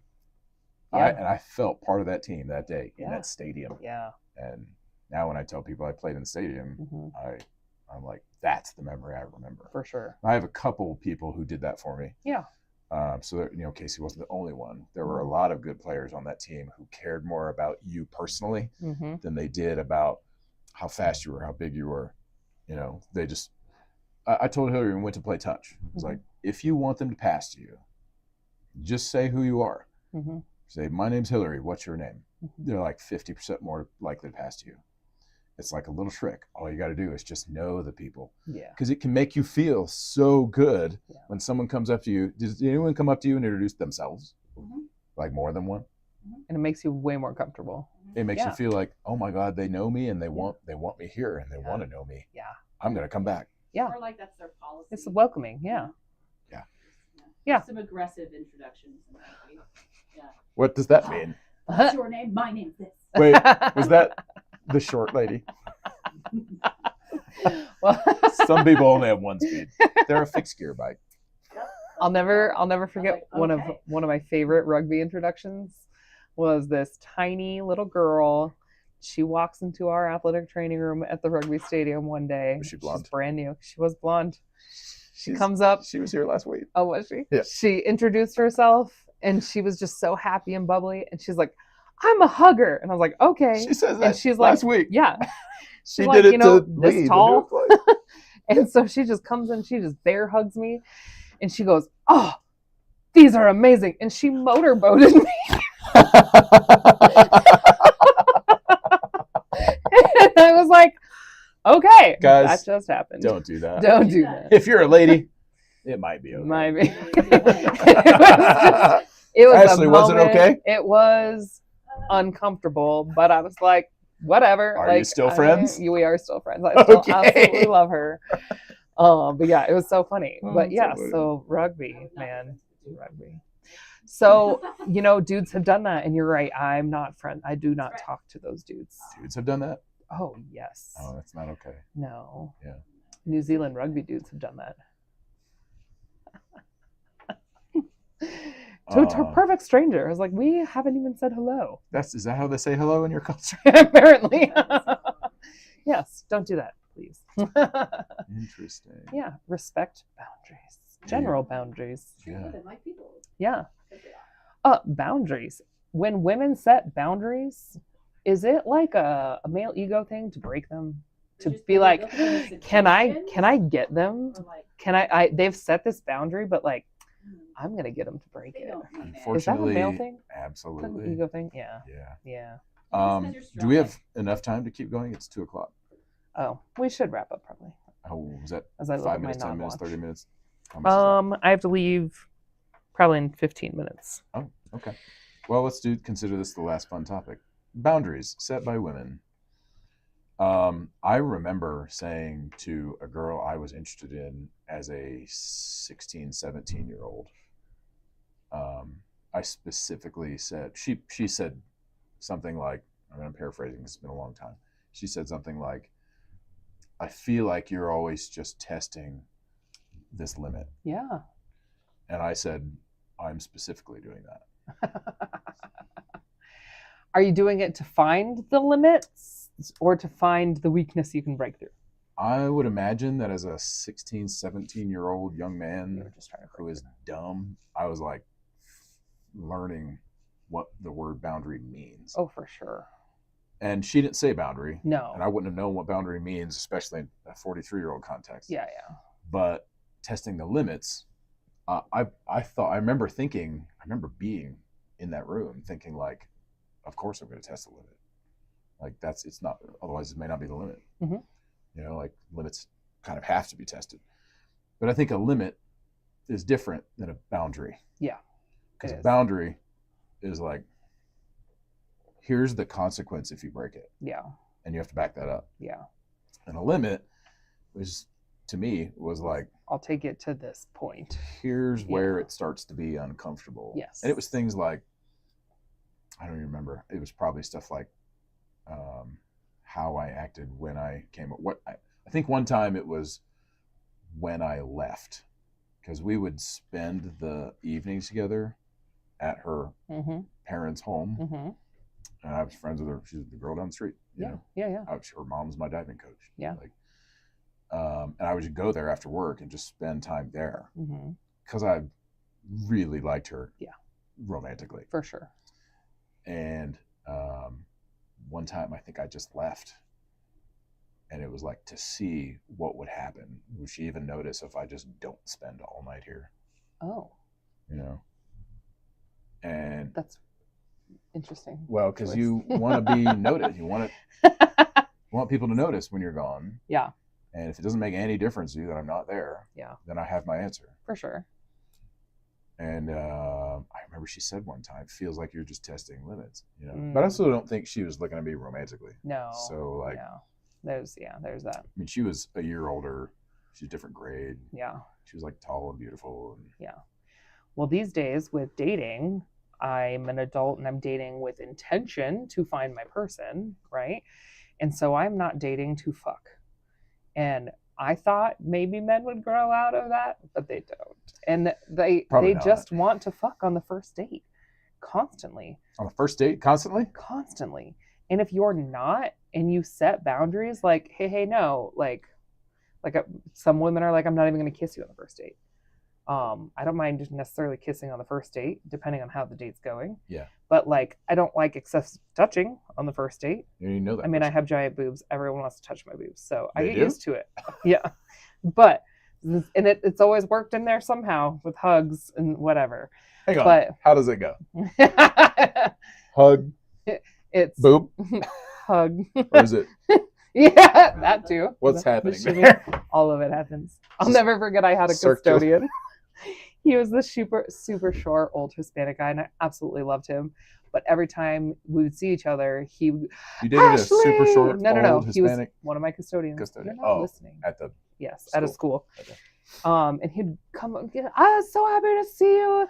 And he'd come in for this big hug, and he'd have his arms out coming to me, and then he would just squeeze my boobs in a hug. He was just like, meh. Not hands on the back, Nope. hands on the front. Yep. Like, I'm hugging Yep. your boobs. Yes.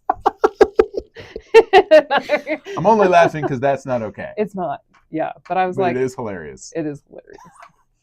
Did Right. you slap him? No. Oh. But Maybe it's but I told him, I was like, if you're gonna keep squeezing my boobs, you better keep cleaning my office too. It's a trade-off. Bitch.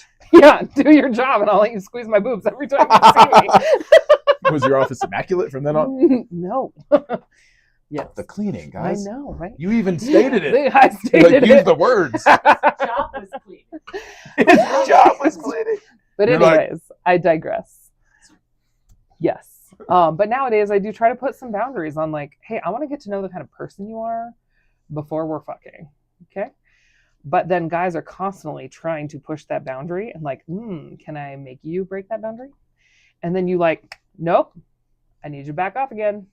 Like, we're getting to know each other tonight. And they push it again. And I'm so over that. Like, if I tell you to not do something, I expect you to not do it. And you you're a consequences person. Yes. Yeah.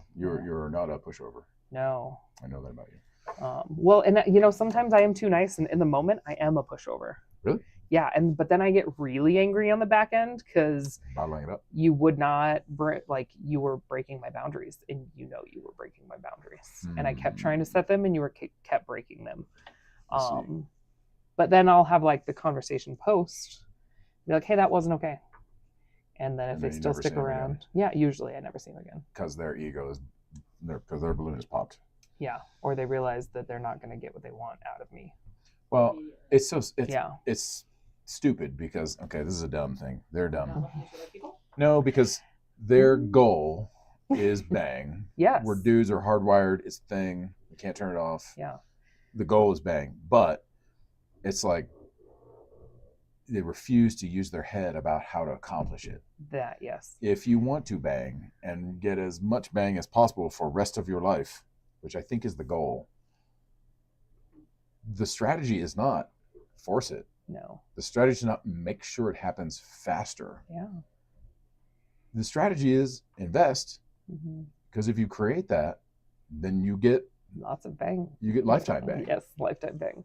So you get lifetime of option. Yeah. Lifetime of optional bang versus like restricted, yeah, prohibited bang. Yeah. Another thing that has always made me like, I don't make this make sense, that guys want to bang everything, right? But then they want girls that don't ever bang other guys. Yeah, that's so fucked up. I've heard dudes verbalize that. They literally say that. Yeah. I'm like, that is so dumb. Yeah. How? How Hillary is said possible? specifically that the stupid thing is that they feel that way. They want their women to be pristine and not super banged out. Yeah. Whatever they describe. Yeah. But only them. Yes. It's the double standard. It is the double standard. And that is. It has not gone away. So stupid. It is like interesting. I'd say, oh, look what the world needs, more used white penis. Yeah. Just. Now I learned Don't need that. from an older man who was a mentor of mine in college. He's Yeah. the head of the film department, and I got a film degree. We learned to watch movies and specifically look for where the director was displaying the Madonna horror complex. Oh. Meaning, for those who don't know what that is, when you watch the movie, you watch for when a woman who's vivacious and beautiful and voluptuous, perhaps, be portrayed, and is this being portrayed as positive or negative? You know, because if it's that type of woman and you have a negative connotation, the director's doing that to you on purpose. Yeah. They're disseminating that message. Yeah. And that they also then want to show an example of what the Madonna looks like, which is the chaste, pristine, covered mother. Exactly. Yes, mother, somehow. So she's had sex. And you never the two shall meet, you know? And then you get songs like Lady in the Streets and Freak in the Bed. Like, it's not a new concept. I'm just simply saying we got trained to see it visually. Yeah. And that helped me to understand what it was and to not fall victim to it. Because when I saw a lady who was a mother or a pristine, chaste woman, I also knew she was also capable of being the banger. Yeah, for sure. Somebody who gets to make the decision about banging a lot or whatever. Like, it's not one or the other. It's the same thing. Yeah. It's the same person. Yeah. That complex that women get about it is like given to them by male directors. Yeah. And then you get the movie Barbie, where you can't, that's directed by a woman, written by a woman, it's performed by women, and they're breaking all these standards and molds and stuff. It turns out you can be the super babe who would maybe be sexually more attractive or sought after, but also president and all those other things that Barbie can be. Yeah. You know, that stupid ass dudes are looking around like there's probably not a better movie for Fragile Male Ego than Barbie. And I'm glad it was directed by a woman because I think they knocked it out of the park. Yeah. What did you think when you saw it? What did you feel? I liked parts of it. I hated parts of it. Tell me more. If you got time. It's 09. Yeah. I don't really have time. But okay. One sentence. But I loved, the part where, and I forgot the character's name, but like the human in the Barbie world, right? Yeah. She comes out and she like has that big monologue about what is expected of women. I love that part.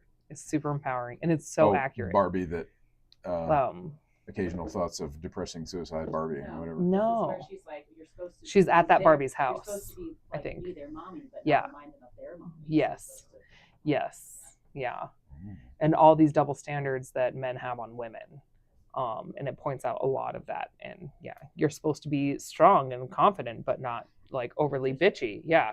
Yeah. Not breaking the fragile male ego. What did you not like about it? Because you're nailing points about why it's great. What did you not like about it? I think a lot of it. I hated the ending. I know. Yeah. Will Ferrell saves the day. No. I don't mean No. saves the day. I mean like No, I mean like comedically, he like came in the with a big presence. very The last very scene, ending. I was the like, very yeah. ending. Yeah, The gynecologist Yes. visit? That was hilarious. that was stupid. Oh, I didn't like it. And I was like, so Why not? what determines femininity? Yes, is yeah, like is a the guy? uterus? Yeah, a uterus. sorry, I thought Okay. that's specifically what you would both argue in favor of, Oh, because you do it regularly, and I've never heard you. oh yeah, So what Say about yes women or with hysterectomies? Like, what makes you a woman? yeah. Like, what Well, makes you valuable? I as a don't person? necessarily. I could be wrong, but I don't think gynecologists are like always Only and for a only uterus. examining the uterus. Valid. I think it's No, like but I think it just like hinted towards All that the though, plumbing? and I didn't love it. And I was like, so again, we are based down to our worth is the functioning of our vaginas, yeah, having a baby. Like, Both- tying it to both with children. sex or with a baby.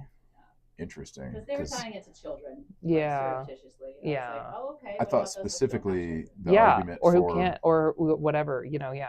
Well, that now we're getting So I into. didn't like it. Now we're getting into what is femininity and what makes a woman, Yeah, true. and that's a considerably longer interview It is a much with a longer. lot of different viewpoints. Yeah.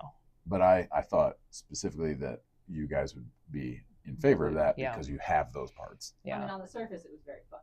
'Cause On I the was like, surface, it was there's funny. something that men cannot relate to. Yeah. 1000%. I think you Yeah. just need to say that one more time, and then you just point out if you agree with it or not. Can you say that one more time? I said on the surface, I thought it was very funny because I was like, oh, we're talking about things that are specific to women, like what makes her a real woman. I was like, 1000% men have never done that. Yeah. That's not a You agree with that? I agree with that. I agree with that too. Yeah. And I think that's part of that discussion of what is a woman when you get into who wants to be a woman, who is a woman, what is a woman. Yep. And I agree that it's experiences that only women have, Hmm.